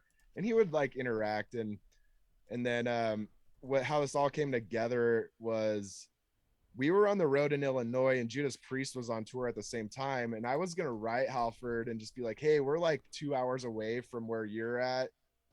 We want to come see you. You know, like we would have, you know, bought tickets and whatever. We just want to say hi. And before I even had a chance to do that, he wrote me and he's like, hey, we're playing this show. Would you want to come? And I was like, fuck yes. Oh my God. Let me check my schedule. What time? It just so worked out that we were like in Illinois the night before doing a show that we could make it to their show in like a couple hours the next day. And what was really funny was like the night before we played a show in like Rock Island, Illinois, and there's literally 4 people at the show. And it was one that happens sometimes. It happens. The rest of us. And oh yeah, it was one of those moments where oh my God, we're gonna meet Halford. And I'm telling my partner, I'm like, do not say we played for 4 people last night. And I swear it was like the first thing he said anyway. But it was just like one of those like whatever. And I'll get to that part of the story. But it was one of those like we got like backstage passes and we got these tickets, and it was one of those like just go to the will call and I'll be taken care of. So I get like, I'm a huge fan of the Heavy Metal Parking Lot movie. Oh, so, yeah. Yes. Of course, like I'm in the parking lot. We showed up all early in the van. I'm like, I have to buy a bunch of beers because if I'm going to be at Judas Priest, I'm fucking drinking a bunch of beers before I go in there. And so it was just one of those moments where he reached out and I was blown away. And then we got to the show and we got in, like, we just got to walk past everybody, you know, and get in before anybody else. So we had like a meeting. So like, go talk to security. They'll guide you to him. So we had this like total Spinal Tap moment getting to like the backstage, like at this concert. Wrong door. And it was like, I swear we walked through the catering, and then we walked downstairs, and then we walked back through the catering, and then we walked back downstairs. And then, but we had like a person at this arena guiding us. And we're like, what the fuck is going on? It wouldn't have been And, as fun if that hadn't happened. Yeah, I mean, that's exactly. the key Right. part of the story. it's so Spinal Tap right now. Where are we? And then we walked behind the stage, and it was the band that we were on tour with. It's like the what was the Thin Lizzy band that they became after a while? But they're playing Jailbreak, and it was like we're walking behind stage, like, oh my god, they're playing fucking Jailbreak right now. And also like we're going to meet Halford. Holy shit. And so like we get to like the hallway where he's at, and they're like, okay, stay, we have to go like talk to these other people. We see him walk out and then like walk back into the room. We're like, oh shit, it's him. And it was one of those situations like, okay, you can come say hi now. And we walk in and gives both of us a huge hug and gives us both each a huge kiss, and we're just like, he goes, it's so great to meet you at last. And I was just like, oh my god, you know who we are, you know, like that kind of moment. And I was starstruck, instantly starstruck. I can imagine. Yeah. And, At last, Tongue-tied. you're like, I've been dreaming of this since I was 8. Yeah. You've known of I me was for. like, we were full on like in the like full leather, you know, all this shit. We'll work to this Nice. concert. And he was like, oh, you want some food? You want to go make some drinks? And I'm like, and like didn't make any drinks or eat any food, you know. It's like I just no, want I'm to not sit and doing stare that. at you.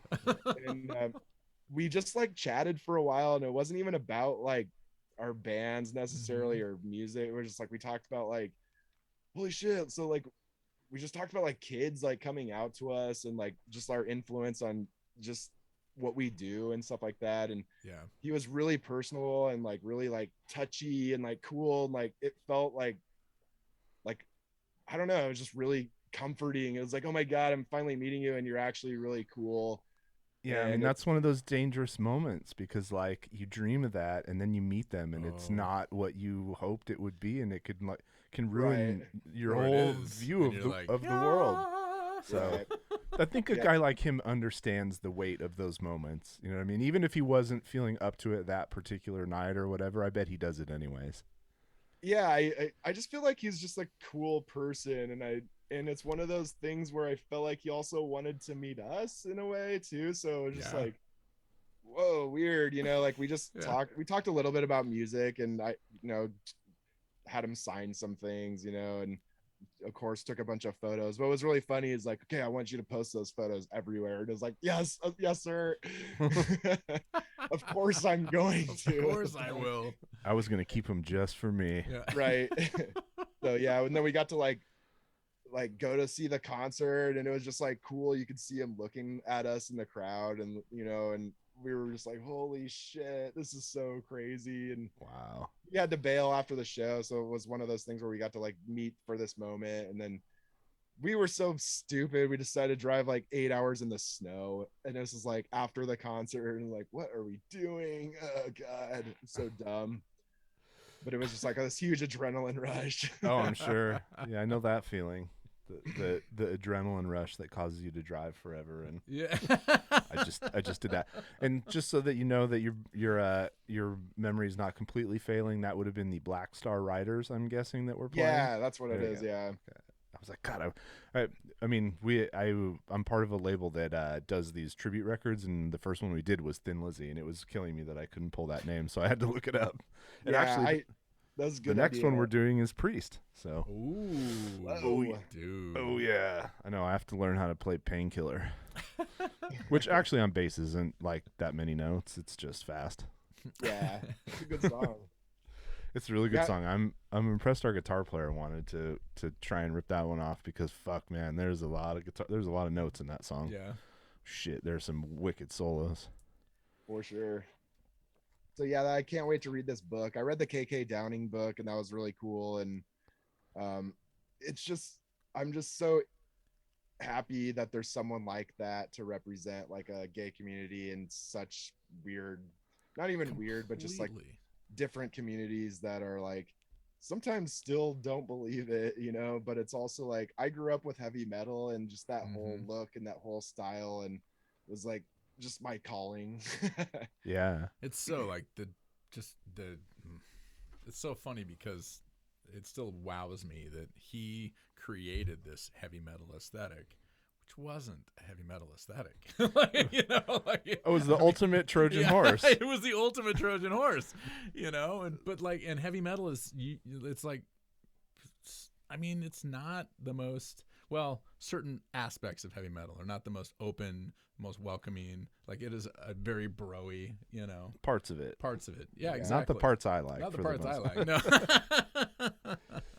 But it is. I can't think of anybody else. Like, is there anybody else that is an icon in the heavy metal and gay community? Not to his level. Not to his level. No, I mean, but he is one of a kind. There are, he is. No, there are probably more. I mean, in our world, we got Steve and we got we got you. Yeah. But there's us two. That's it. No. Yeah. Yeah, exactly. You and Steve. Well, you know, we listen to JD and I both listen to like a ton of stoner and doom and sludge, and that seems to be a community that's full of people, people who don't live like everybody else. They don't fit in with traditional heavy metal. Yeah, they don't fit in with the traditional heavy metal crowd that well. I mean, we told the story before, but we went to Psycho Las Vegas in 2017, I believe it was 16 or 17, the Saturday night. So the entire Hard Rock Hotel in Las Vegas is packed full of people for Psycho, full of metalheads. And then the other half of the Hard Rock Hotel was like a queer glamour ball. Yeah. And it was a ball. And like, so you just had these two crowds, and that couldn't have been more harmonious, I don't think. It was the best. Like, if it was Pantera Fest 2017, it probably would have been a different story. No, Pantera Fest 20, that would have been a different story. Or Not Fest, or whatever. Yeah, Not Fest. Yeah, exactly. Or Aftershock in Sacramento, or whatever. But no, this was pure harmony. It was awesome. It was the best. The only disharmony was every afternoon when the bros left the reverb pool. Yeah.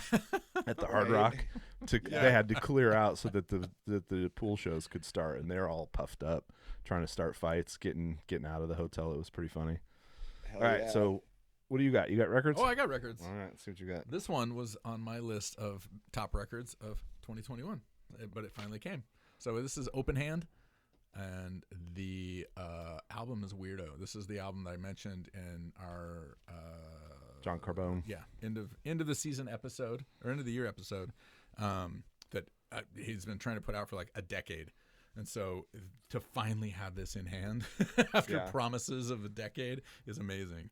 And then another one, and I mean, you might appreciate this one. This actually came in the mail. They finally put it on vinyl, or a repress of Night Rebs Showtime. Wow, nice. And so it has a bunch of like remixes on it and everything like that. And I don't know who released this thing, but this is one of my favorite albums of all time. Like, this is a classic to me. I discovered these guys when I went to see Depeche Mode. They were opening for Depeche Mode on the Violator tour, and they were the opening band. And when they started, I was like, oh, fuck, I have a new favorite band. It's funny. I've been a fan ever since. I mean, and they still tour. It's crazy. They're actually playing in San Francisco, I think, in like March or April. I actually just saw them in LA over Thanksgiving weekend. I did a show I played at Substance Festival, and they headlined the second night. So that was the first time I ever saw them. Oh, nice. Yeah, they're great, you know? And, yeah, it was cool. I love it. Yeah. Did they have the whole setup like with the live drums and everything? It was just two of them. So it was still really cool, but since it was my first time, you know, I was like, I had no idea what to expect or anything. Yeah. And we were like partying extra hard that night too. So it made it even more fun. After awesome. Being cooped up for a year and a half. Yeah. And then I met Jesse Camp from MTV. No shit. What? He's alive? Yeah, you would never even know it's him. Oh, no? No, not at all. That's crazy. Because this is just kind of funny because Nights Reb played, and then we were like hanging out with my friends, and they're like, dude, go take your picture with Jesse Camp. And I'm like, that's not him. They're like, it totally is him. And I was like, holy shit. And so I was like, hey, Jesse, you know, he's like, yeah, you know, he still kind of acts like that. Yeah, he kind of looks like a stoner rock, kind of like hippie-ish guy now in a weird way, but he was really cool. Nice. That's awesome. God, I remember that. So You Want to Be a VJ or whatever that contest yeah, was. That's right. And one of the other finalists his name was Dave something. Dave Holmes. Davidson?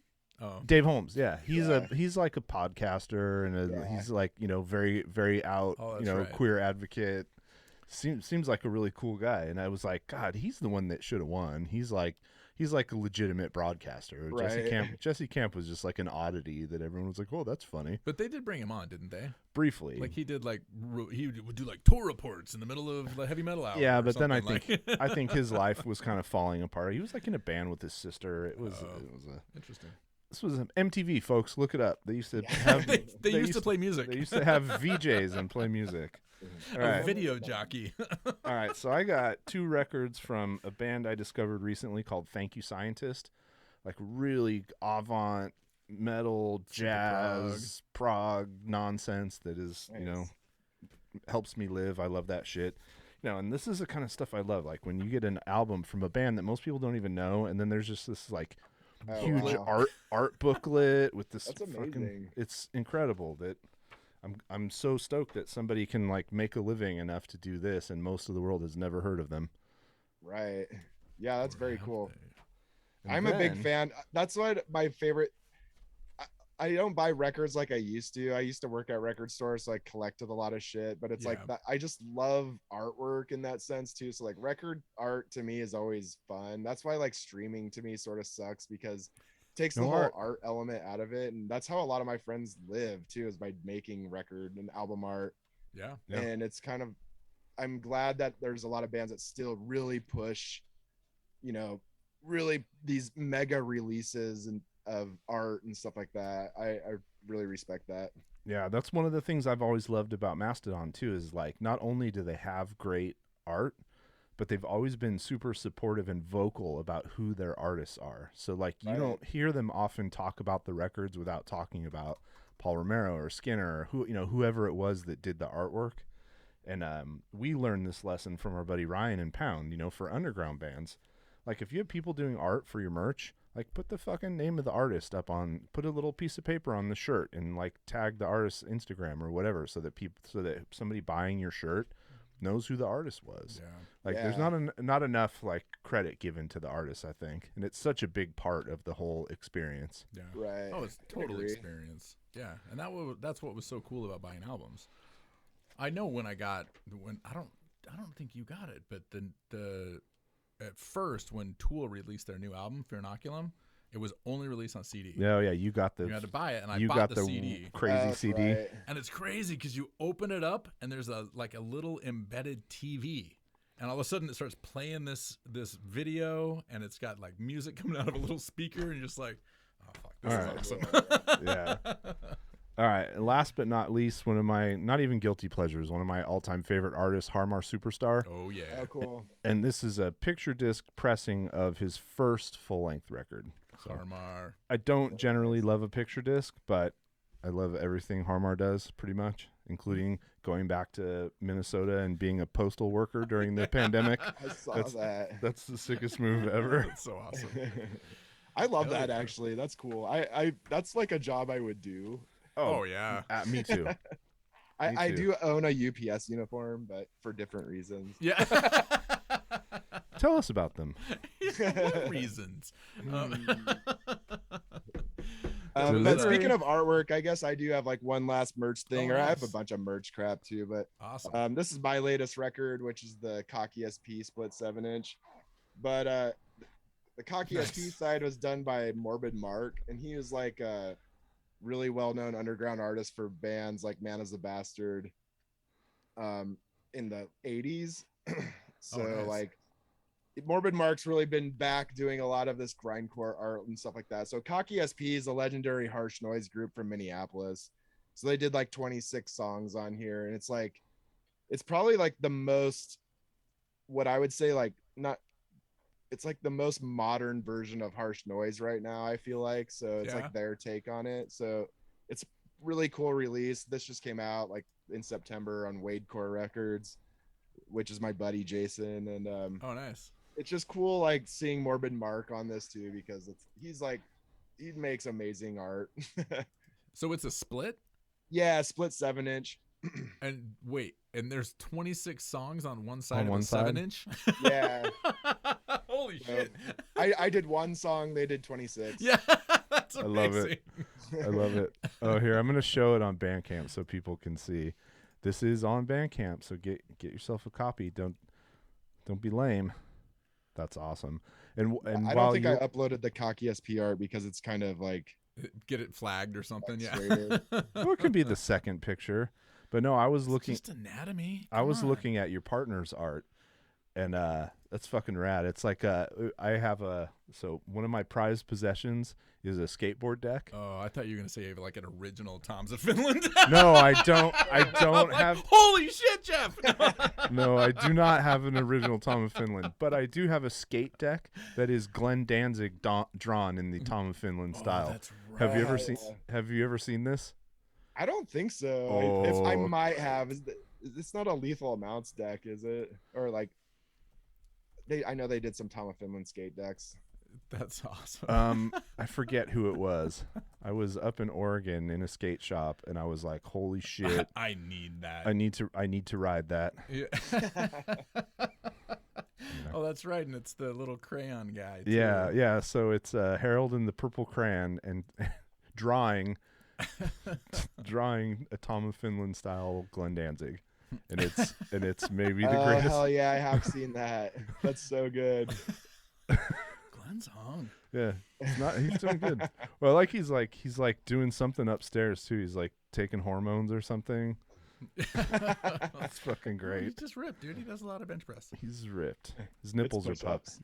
push-ups. His nipples are puffy. I'm suspicious. Testosterone. That's funny. I was gonna show my other merch. I just got all these Tom of Finland shirts. Oh, there we go. Nice. So we were just at the Tom of Finland house over Thanksgiving, and we like to have lunch over there and hang out. And sometimes just ask for stuff like shirts. But Wow. these are my new things. That's And then, awesome. All right. They had some leftovers. So Limp Wrist did a design, Tom of Finland design too. So, Yeah. Limp Wrist is a super sick hardcore gay punk band. I know, they're great. And so that's they're like a huge influence to me because of Martine, the singer. Yeah. In the 90s, he was in a hardcore punk band called Los Crudos. Mhm. And they were like so political, charged punk, hardcore. And then I saw one of their last shows in Lincoln, Nebraska, and I was just writing Martine because I write a lot of people, and that's how I grew up in the middle of nowhere, was just writing bands all the time. That's awesome. Pen pals. So it was one of those weird, I had a coming out moment to him, and because I learned that he was singing for Limp Wrist all of a sudden, and that was this new gay hardcore band, and there wasn't a lot of gay hardcore, this is straight up crushing hardcore punk. Yeah. And it was one of those moments where I got to meet him, and he's an amazing artist, and I got to be friends with Limp Wrist and all those guys and do a lot of shows with them. And he's a huge inspiration to me as just a punk, because I kind of being a gay kid in the punk world, I didn't know that it even existed or how to even meet people because I lived in Nebraska, and I was just happy to see people like him when I was 17, and it was really inspiring to me to eventually get to know them too and call my friend. That's But yeah, awesome. that's the Limp Wrist Tom of Finland collaborative shirt is pretty sick, and I'm happy to just get that. That's so cool. Yeah, no, totally. So in case you weren't listening, your partner's name is Butch Dick, and he's an artist. Looks like a lot of pencils. So this is what I was looking at. This one I liked in particular because I wrestled in You were a wrestler? I wrestled in high school. Yeah. And it's so hard to, if you're a wrestler, or I mean if you're into MMA, to not address the homoeroticism of the whole thing, right? Nobody talks about it, but it's super present. And even in the wrestling room, it was present. There's a lot of weird boundaries and shit. It was it was so hard to see people reconcile their thoughts about this thing that they're doing, which is clearly from the outside looks gay, but then is the manliest thing in the world. So it's not gay at all. Yeah. No, 100%. And when your coach is teaching you how to check the oil, which is how is an escape that it requires you to put your finger as far up somebody's ass as you can so that you can turn the corner and get around behind them. Wait, I grew up wrestling and I've never heard that term. Oh, you didn't hear that? You never checked the oil? Oh. No, look it up. Maybe don't look it up, or maybe do look it up. But like to see a wrestling room, even in California, and like half the dudes are like, "Oh no, fuck that! I'm not doing that." No And wrestling. like, so you want to lose? Like, Yeah, right. it was so weird. That's No, why that's I quit awesome. wrestling. Well, yeah. How long did you wrestle? Like 11 years. I started Oh, when I was wow. 4 years old. My dad's a wrestling coach and has a private wrestling club, and Oh. my brothers were like state champions and shit like that growing up. But by the time I was 14, I started playing music, and that shit was over for me because also Yeah. Yeah. I had- loved wrestling. We had a private wrestling club in San Jose too. It was called the Water Garden. Oh yeah. Jesus. Tuesday night was wrestling night. Was it really? It was. Oh. It was right around the corner. It was right around the corner from my high school too. That's awesome. It was right around the corner from my house. Oh, it's still there, isn't it? Oh, it's still there. It's still Oh, yeah. around. It was, Yeah. I would take the kids on walks, and the kids would always ask me, "Dad, why do I always hear a bunch of there's always giggling and laughing and dance music on the other side of this wall?" And I'm like, "That's the water garden." That's the Water Garden. It's like, Sounds yeah. fun. Yeah, seriously. All right. Should we wrap? We got a couple more songs. We got a couple more All right. songs if we have time. Do you have time? Oh yeah. All All right. right, let's- let's do it. Cool. All right, so this next one is a band from Barcelona. And I actually picked this on purpose. I didn't listen to it, but it was described, it came from the PR agency, and it was described as an industrial overtones, dark electronics, but a clear tendency towards experimental music and flamenco. Oh, So shit. I'm like, flamenco? Well, Flamenco industrial? This should be interesting. and as you'll see, the cover's a dead ringer for like an ugly, deloused in the comatorium sort of Mars Volta Totally. cover. I forget which way the head's facing in that one, but all right. Probably similar. So Spanish industrial experimental Flamenco. flamenco. Okay. All right. There's the industrial.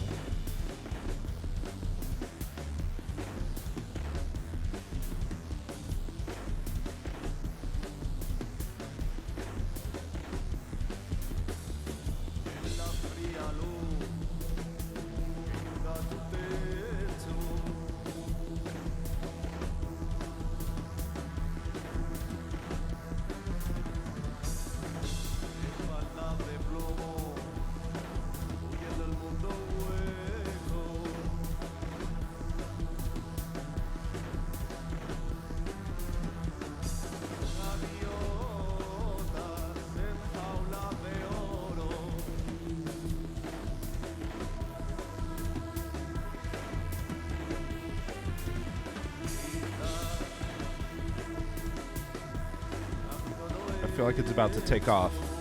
Sounds like it.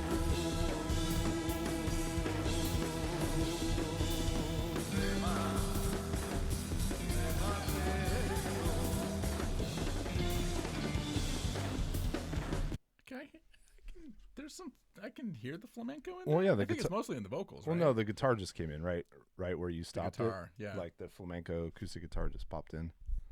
Weird. Yeah, That was Fuck. cool. yeah. I thought it was really really cool.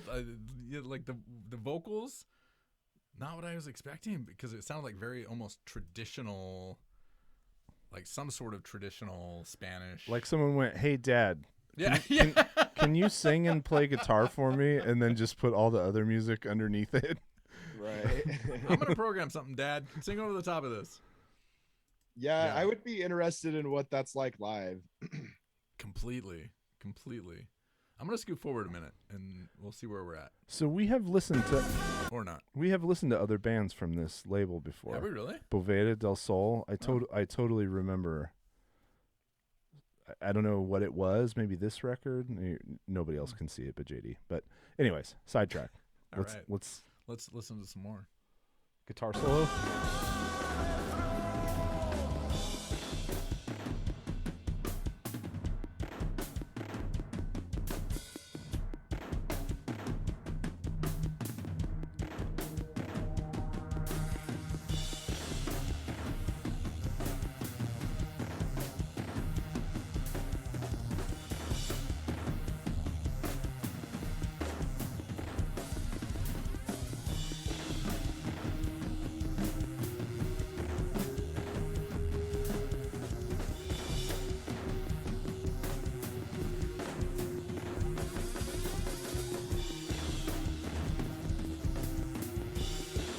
all starting to fall apart. Yeah.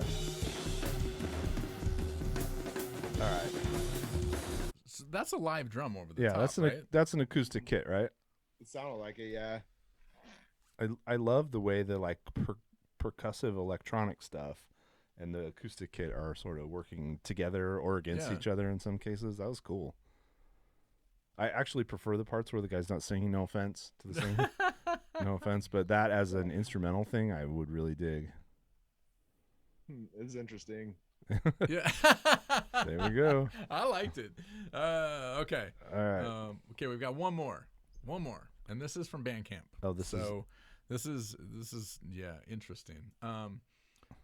Basically talking about this this guy whose name is Gallo Lester. Maybe it's Gaio because it's Gaio. but Gaio Lester. But apparently it's like this guy that has this alter ego that's like a chicken. Yeah, Gaio's chicken. Oh, is Gaio chicken? Yeah.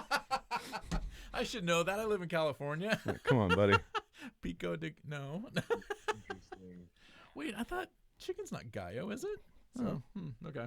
Well, But yeah. anyways, he has like this alter ego, and he just does this really experimental stuff. And this is supposedly, from what I read, this is like his finale. So this is like his farewell album.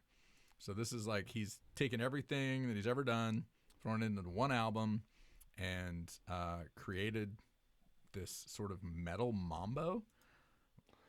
So where we had we just had industrial flamenco. We had industrial flamenco, and now we're gonna get mambo metal. Yeah. So Gaio's rooster.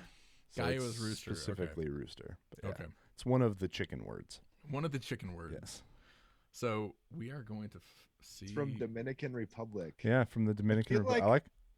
I heard about this person recently. Oh, really? Yeah, I don't know. I like his character though. I like his little outfit and Okay, so the song is called Alefu.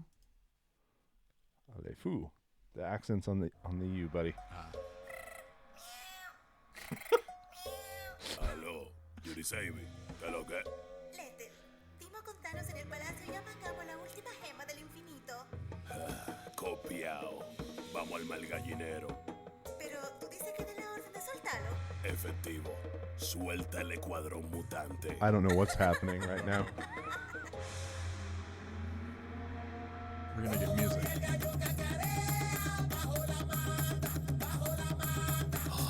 Fuego, sí, ya llegamos los mutantes. Pa' montarte toda la pila y comete con aguacate. Fuego, sí, gato tú te liquidaste con los cuartos de RD y te dio hasta pa' limpiarte. Tengo el flow de Cardi B, de Fefita y Raputín. Pa' explotarte en este beat y métete tema ahí. Dime, ¿cómo es que en 4 años llegan pobres, salen ricos? Villa, ya de oro, anillo, 5 casas en Puerto Rico.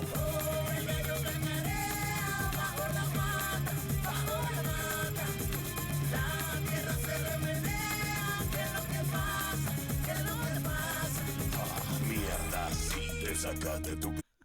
I don't know what that is. Are you catching any of that? I don't know what that is. Yeah, no, I understand some of the words, you? but what was that? Wow, I don't know, but I love it. It's not something I would listen to, but I just You're just glad it exists. I'm glad it exists. Exactly. See, I thought this is the next album we're going to see on Ipecac. If Mike Patton ever hears this, he's going to be like, yes. Probably. The guy's got a voice for radio. That was like a deep, fucking intense voice. Yeah. I don't know what that was. Pick a different song. Are they all? Yeah, Is it all play rap? another one. I have no idea. Let's pick a different song. Should we listen to Freaky? Freaky, yeah. Okay, Freaky. Here That we jumped go. out.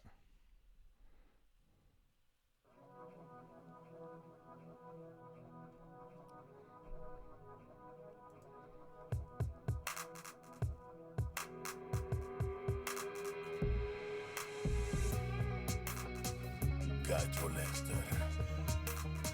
So metal means like scooped guitar in the background. I guess so. Te llenaste de ojera por estar jugando Zelda hasta la madrugada. Despiertas y estás viendo Dragon Ball una vez más. Sé que esto te disfraza pa' irte pa' otra realidad. Donde tira poderes y también puede volar. La gente te relaja, dice friki, echa pa' allá. Pero tú solo le sacas el jutsu de la... I don't know what Two that things is. stand out to me. Okay. One, Interesting. and I know we're not supposed to nitpick production, but it sounds almost like maybe they're in a studio and the programmed music is playing on speakers behind him while he's tracking vocals. No, it's just a weird mix. That's what it sounds like. His voice is way up in the front. Yeah. He has like a weird Liebach sound in the vocals. Yeah. Yeah. It's it reminds me of Oh, hey Barbie, let's go party. Okay. You know, like Yeah, Aqua. yeah, Aqua. Yeah, yeah, exactly. prepare to not be surprised when you read that it's the avian alter ego producer, actor, and radio personality Raymond Jaquez. Oh yeah. Yep. I haven't. The metal riffs are somewhere else. I'm not finding those. Radio yeah, I don't hear the metal. No. I think what that comes from somebody that doesn't listen to That's metal just and they're distorted just like, guitar. If it's a distorted guitar and you rip a solo, it's metal. So Hendrix was metal. Okay. So it's like So first metal. full circle from that Christian band you played first. Yeah, right. Indeed. Boy, I don't know about that. Yeah. Well, hey, they didn't submit, so we don't have to be nice. That's true. Yeah, that is true. I mean, we don't have to be mean either. It's I not don't know. bad. It's just No, weird. I like that this exists in the world, and I like that like Bandcamp has given them a platform. Even wrote an article about him. Yeah. Still trying to sort it out. Lots of biting social criticism, which when you don't speak the language is not It's hard to pick evident. up on. Oh, all right. Wow, that's crazy. All right, so here I asked for some reason I got it in my head to ask those dumb questions on social media today. So I asked one which was, if you could only ever listen to one song for the rest of your life, Oh shit. what song would that be? Can think about it. Can't spring that on somebody. I know it's a tough one, right? For some people, it's an Jesus. easy, immediate answer. Really? What's yours? Not. You've I had said. more time to think about I it. said for some people. I'm still. I'm still torn between a couple choices. Does something just immediately stand out to you? It's like, see, I'm like one of those people that can obsess over a song for like 2 weeks at a time and yeah. only listen to that song, but I'm like over it after that time. Yeah, Yeah. completely. Well, my favorite comments are like, "In what scenario would this ever happen?" Yeah. None. Okay, just fucking Right. get over yourself. This is having fun on It's social media. it's a mental exercise. One song. I could pick one album probably, but I don't know about one song. Someone picked Level Tear Us Apart Again. Oh, that's a good song. Yeah, that's a really good song.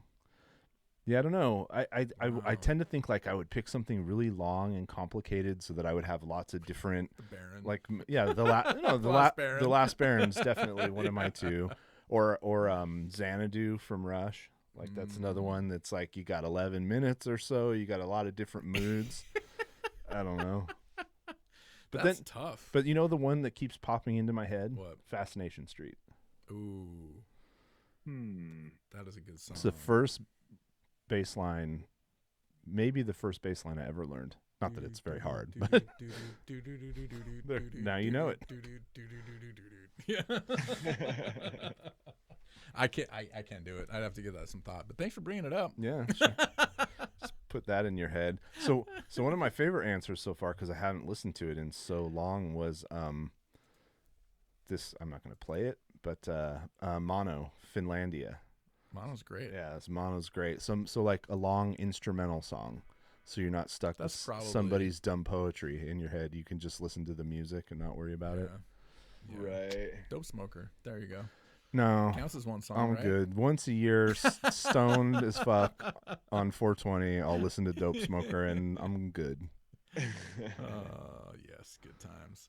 I What? don't know what I would pick. That's a hard No. question. I don't know. That's so hard. Pet Shop Boys. Yeah. Like I've got like definitely their songs, but it'd probably be something like, oh god, like I forgot what that song is now. I'm sorry, I'm drawing a blank. That was fine. I mean, but it probably I would have to go back in my library because there are definitely songs that every single time I hear them, I couldn't get sick of them. Yeah. You know, and I think it's probably music that I discovered when I was younger, junior high, high school. You know, when you said Level Tear Us Apart, like New Order immediately popped into my head. Yeah. I never get sick of listening to New Order, especially the old stuff. Yeah, I don't know. Yeah, there's some funny answers. The live version of Sweet Jane on Lou Reed's Rock and Roll Animal with Steve Hunter and Dick Wagner dueling guitars. That's specific. That's Jesus Christ. I never got on the Lou Reed train. This is he chalk him up as one of those artists that I Really? just don't understand at all, but that's fine. He's an artist, poet. It goes back to that poetry thing. I guess. He's a poet. Yep. So if there was, I mean, do you have anything coming up soon? I know you said you're not going back out on tour for a little while. New releases.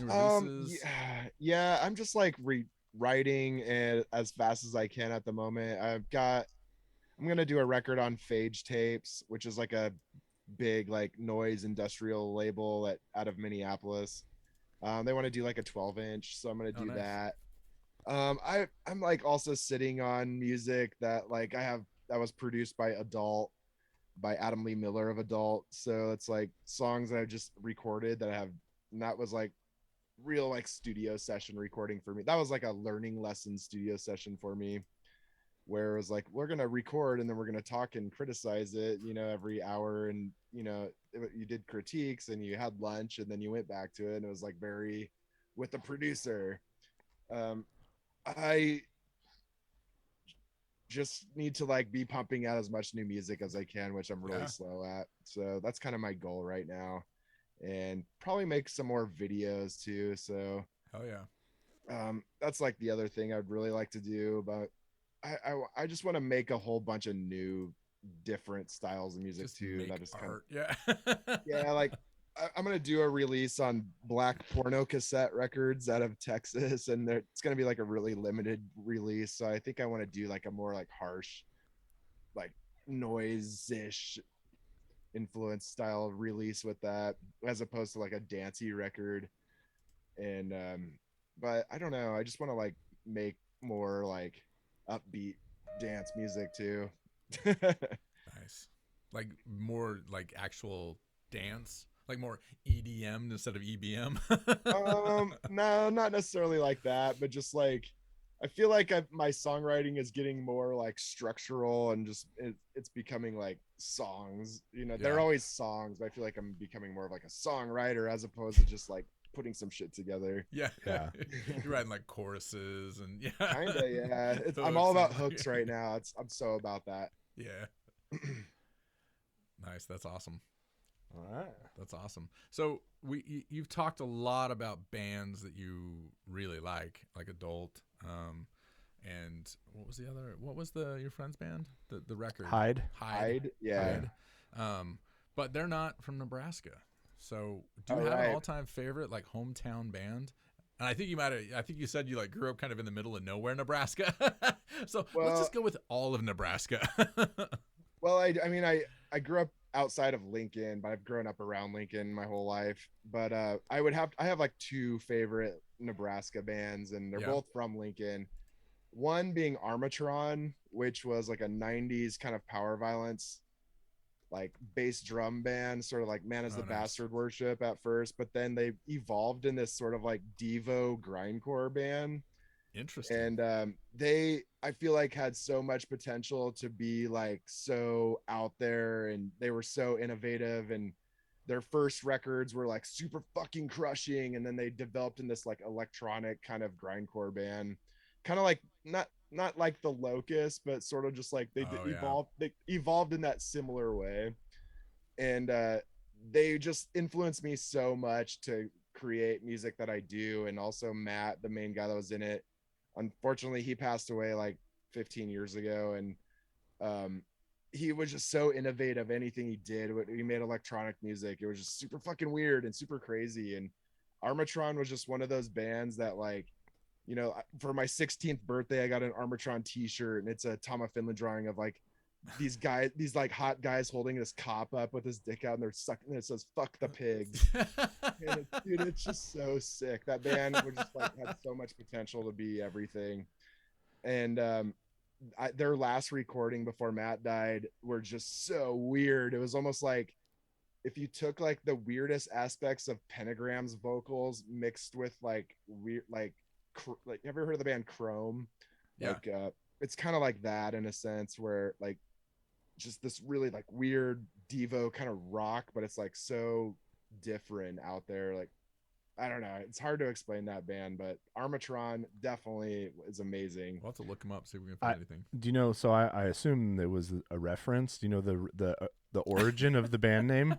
Well, yeah, there's like that robot arm called Armatron. Okay, I had Those of you on YouTube. I had a fucking Armatron. Oh, I had Hell one. yeah. I remember the Christmas that I got my Armatron. Oh man, I was so stoked. And what then after I played with it for an hour, I was so disappointed. what do you do with an Like, Armatron? what does it do? Pick stuff up That's that I all- put in front of it? That's all it does. So much promise. Put it right here, and then you can pick it up. Yeah. Okay. I also think it was like to arm robots too. It was like a play on word. I'm like that's a very Lincoln, Nebraska thing. Play on words, puns. Nice. But yeah, like definitely the Armatron robot arm. And then my other band would be in the early 80s. So Lincoln has a really amazing punk history to it. So in the late 70s and early 80s, there was this crazy punk scene here. And they documented it with so many books or like zines and photos and bands release stuff. So there's like a ton of documentation so they eventually released books of all of this era Oh, wow. called Capital Punishment.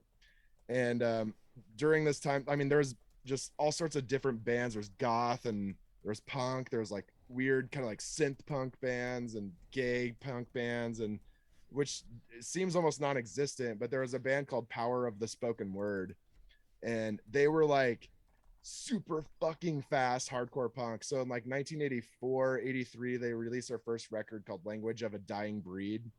And it's like this weird kind of like heavy metal meets punk. It's kind of dark and goth, but then they have like weird songs with like blast beats on it. And this was like 84, which, you know, like Napalm Death Scum came out then and Siege came out then, but this was like Lincoln, Nebraska, and they're going like super fast, and you're just like, holy shit. And then you listen to other recordings that's just straight up fast as fuck hardcore punk.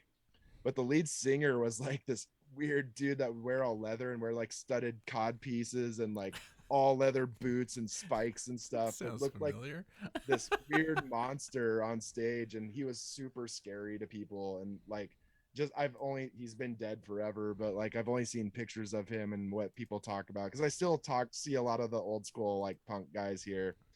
But it's so unbelievably heavy. Yeah, that's that cover. That's a cool cover. A legendary artist named Motley did that cover with Jake Ryan, the singer. And Motley is my buddy Paul's brother, who when I first started coming to shows in Lincoln, Motley would be the kind of guy walking around with like crazy dyed hair, but he also had a prosthetic leg with punk stickers all over it. Oh yeah. He was like the kind of guy that would like be in the middle of the street, like throw his leg at somebody. Yeah. Every time I saw, I was like, that's the punkest person I've ever seen. And Yeah, the kind of guy you think you'll see in Berkeley or San Francisco, but you actually see in Lincoln, Nebraska. yeah, amazing. So the full record is up on YouTube. So that's what I'm showing right here. But Power of the Right. Spoken Word, Language of a Dying Breed up on YouTube. Nice. Give it Nice. a listen.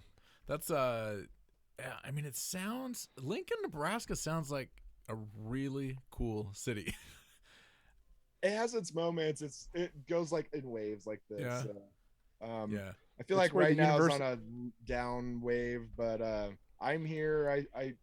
I still try to bring all the weird artists I can. I'm on the road a lot more these days, where I was booking all the time. So Yeah.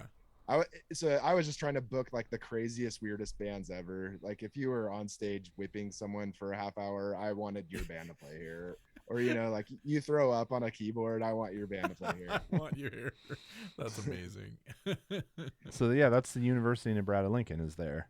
Yeah, the big one. That's my alma mater. Yeah. You did it. Yeah, my freshman year blind matched college roommate was from Lincoln, Nebraska. Oh, really? Yeah, Aaron. I can't think of his last name, but his dad was some rich dude in Lincoln, and he was the biggest asshole I've ever met. Yeah. I had a nightmare experience with him for a year. Why was he a rich dude? Did he own something? I don't know. I was trying to dig up his last name because I wanted to ask you, like, if his family. I mean, it's weird that like Warren Buffett actually still lives in Lincoln, right? I'm pretty sure he lives in Omaha. He lives in Omaha. Yeah. But there's like this history of like super rich people in this little town in Nebraska. It's fucking weird. Larry the Cable Guy lives here. Oh, really? Yeah, fuck Lucky him, you. though. That's amazing. All right, so yeah, he was a spokesperson to recall the mayor for having a mask mandate. Oh, good. really? Oh, good. Yeah, That's in so- character. Right. Good job, Larry. I know. Yeah. My freedoms. I hopefully you already owned or had made a really nice studded mask of some sort. Have I made one? Or- Yeah, it seems like it's a good opportunity. I have tons. Yeah. Or just go out, in like a I have full, lots of masks that are leather and studded. just zip up your gimp mask and say, "All right, here we are."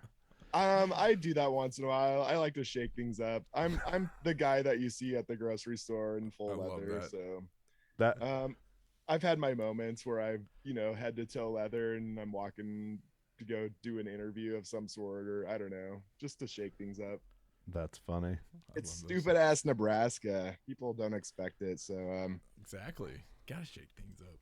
I like to people wonder. That's the sound of leather rubbing together. All right. Yeah. I'm like that SNL skit. This jacket's really funny like that. Have you ever seen that SNL skit where they go to the leather store and it's like with Britney Spears and they can't hear each other talking because all the leather's rubbing? It's all squeaking. I yearn for the days when every mall had at least one leather store in it. It had a Wilson's or whatever it was in your neck of the woods, and then they just all disappeared at some point. Yeah. Right. People stop buying leather. Yeah. Every town needs a Mr. S. I wish. Yeah, I know, right? So all of Nebraska, Yeah. roughly the same size as Santa Clara County. Oh, 2 million people. wow. That's crazy. That is crazy. Wow. All right. Last question. So if there is one band that everybody who's listening to this episode needs to go and check out immediately after they finish, who is it? Listening to this episode that we've been talking about. No.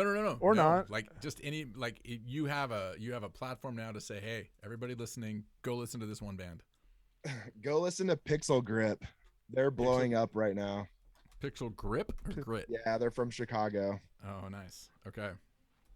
I want to give a And- shout out to them for saving my phone in Los Angeles a few weeks ago. Very nice. Is there a good story behind that? I was taking pictures with someone at a party and gave them my phone and never got it back till I realized it in the Uber ride back to the hotel at 6 a.m. that I didn't have a phone anymore. Oh, shit. Luckily, Grip had they it. were staying at the same hotel as me. Nice. That's awesome.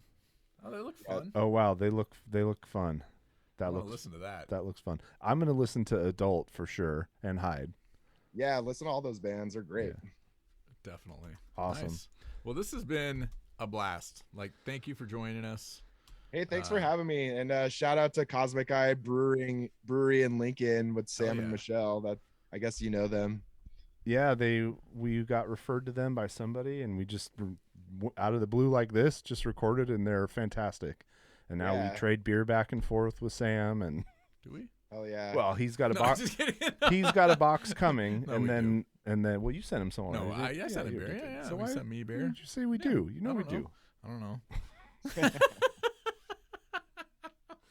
We need to send you to. Maybe you were hiding some from me. No, we need to send you to Improv 101, JD.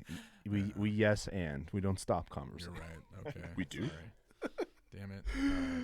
Yeah, no, Sam and Michelle are awesome, and like I love her, very public stance on the internet about all things related to the virus and people wearing masks and clearly not giving a fuck what anyone thinks about what she has to say about any of it. I love it. It's great. Yeah, I love them. Unlock the Time Dragons, my favorite beer of theirs. Ooh. What kind is that?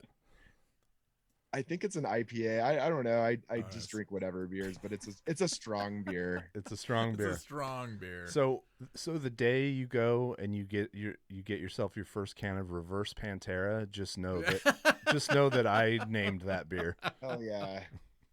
That's right. He said he's gonna do it. I hope he does. I'm gonna hold him to it. I hope he does. Nice. But you should try to talk him into a Blague beer. Ooh, But I should try to see. talk him into that. Holy shit! It could be I'm a black going to. IPA. Yeah. Oh for- shit! The Plack Blague Black IPA. Yeah. Oh yeah. No, it's not a black IP. It's a Black plaque. It's a Plack IPA. It's a plaque IBA. Yes, a Plack IBA. Oh my god. All right, Sam. Sam, At some we point, only want like maybe 5% of it. no, at some point, you got to put me on staff here. Seriously. Oh, that's amazing. Awesome. Yeah, this has been fun. Thank you Yeah. for joining Thanks so Great us. to much, meet man. you, This is the best podcast I've done. So thank you. Thank Awesome. you. And And he- honestly, next time you're in the Bay Area, ping us. Let We'll- us know. We'll be there, All right. Hell yeah. I hope to be there soon. I can't wait to come back. especially since you have family here too. Of We course. are around and looking for things to do All after right. being cooped up for a couple of years. Yeah, seriously. Awesome. All right, man. Have a Be great one. safe. Thank Yeah. you very much. Stay Yeah. hot. Oh, we will. Take care. Bye. Woo! That guy. That was good stuff. Yeah, that's fucking great. I love it. Freaking great.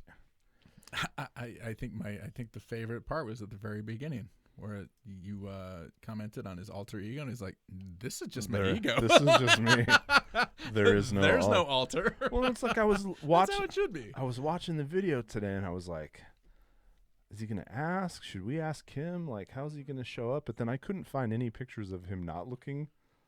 I just decided not to say anything. Yeah. But yeah, there's no. I mean, yeah, there's none. There's nothing. I love so it. If you want to know what Ross looks like, you will never know Raws, when he's not in his leather because he's always in his leather. as he should be. Although it does get Exactly. sweaty. Oh, it's got to get very sweaty. But I Ooh. mean, that's the smell he likes. That's I true. told you, he walked into that club and he went, This is it. "Oh yeah, this is for me." Smell of sweaty leather. All right, everybody. That This was has a been good. blast. This That has was- been really good. Yeah. Leave on a high note and not. Got some more. We've got some great episodes coming up. We do. Some really good ones. I'm excited. Bangers. All right. So, everybody, Oh, I was gonna play one other thing real what are you quick. gonna play?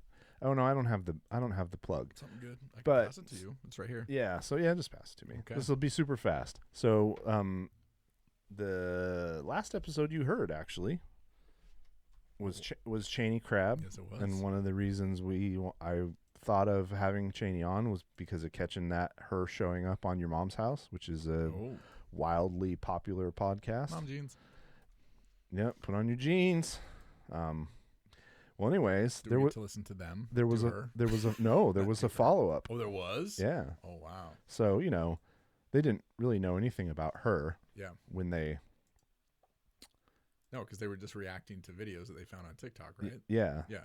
She wasn't on the episode. she was not on the episode. Right. Yeah. She wasn't on it this time either, but she got close. So Yeah. here's a She listens to the podcast. Yeah, Cheney Crab. Cheney Crab. There you go. Yeah, Yeah, yeah. she's a huge fan of the show. She's a mommy, and yeah, and then it was bizarre. Our worlds collided. Entheos is the name of her band, and she has a podcast Oh, called the Copa Crab Podcast. Coper.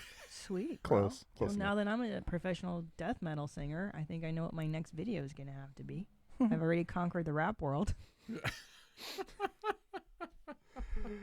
Wow. so impressive. I mean, and I know she's been listening to since before they even launched Your Mom's House, and Christina had a different one. I can imagine how fucking amazing that would be. I don't know where that one I lies. mean, that's yeah. It might not be like the Rob Halford moment, but when you like listen to a podcast forever with some pretty famous people yeah, I mean, I that think host it. I think that thing is probably like top 100 podcasts. Oh, easy. Of any genre, anywhere, as far as the audience. And, and the audience is huge. Yeah, so I mean, millions. Yeah, that's awesome. bananas. So congratulations on that one, Cheney and Entheos. Not that they need a lot of help because they're fucking No. they're crushing anyways. Exactly. But if Your Mom's House wants to talk about us, Ooh, I'm okay with that. Maybe we just need to make some funny TikToks. Yeah. Somehow they'll stumble upon it. Okay. Yeah. I'll add that to your to-do list. Okay. I'm still trying to figure out TikTok. I feel like can you create original content? I feel like Yeah. you just have to like copy everybody else's and make it your own. That's how you get into the algorithm, I Oh, think. is that how it works? Yeah. Okay. I need to call But I it mean, Matt Bacon. but Cheney's videos that blew up are just her doing vocals for her songs. Yeah. So Maybe I'll do vocals for other people's songs. There you go. How's that? Sweet. I'm on it. I always thought about doing not doing that, but that's actually how I used to love to practice. Is I would put on just instrumental metal, and then just do sing, my own vocals right over the top. JD free, like take a great instrumental album, like take a Pelican record, like The Fire in Their Throats Will Beckon the Thaw or something like that, and then just make vocals for it. Yeah. Mm-hmm. You have all the equipment. I got all the equipment. You got what you need. Yeah, exactly. We can bring the SM7B for that one. Oh, can I borrow your nice mic? I'll rent it. I'll rent it to you. What does it cost to rent an SM7B? $10 a day. Nice. Cheers. All right, everybody. This was this week's episode of Submyshynz. And JD and I are going to ride our levitating 60s mod scooters on out of here. Oh, yeah, we out. We are out. Riding those into the sunset like the Power Rangers. Thanks for joining us for another week of Blynd Submyshynz. See episode description for the links to all artists discussed in this episode, and visit their sites to support them directly by buying their music and merch.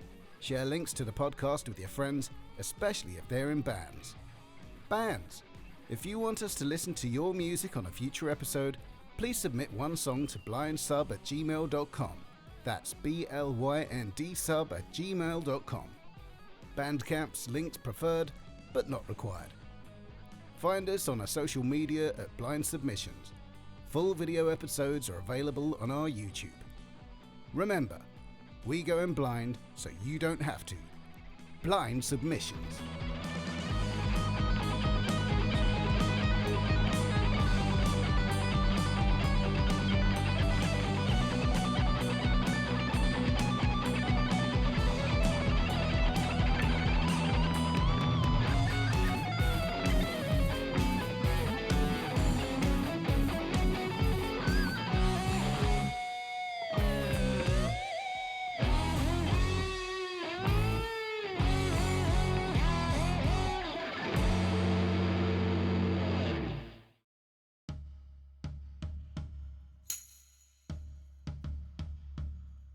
It's Blynd Submyshynz with Jeff and JD, Jeff and JD, JD and Jeff, JD and Jeff. Blynd Submyshynz with Jeff and JD, Jeff and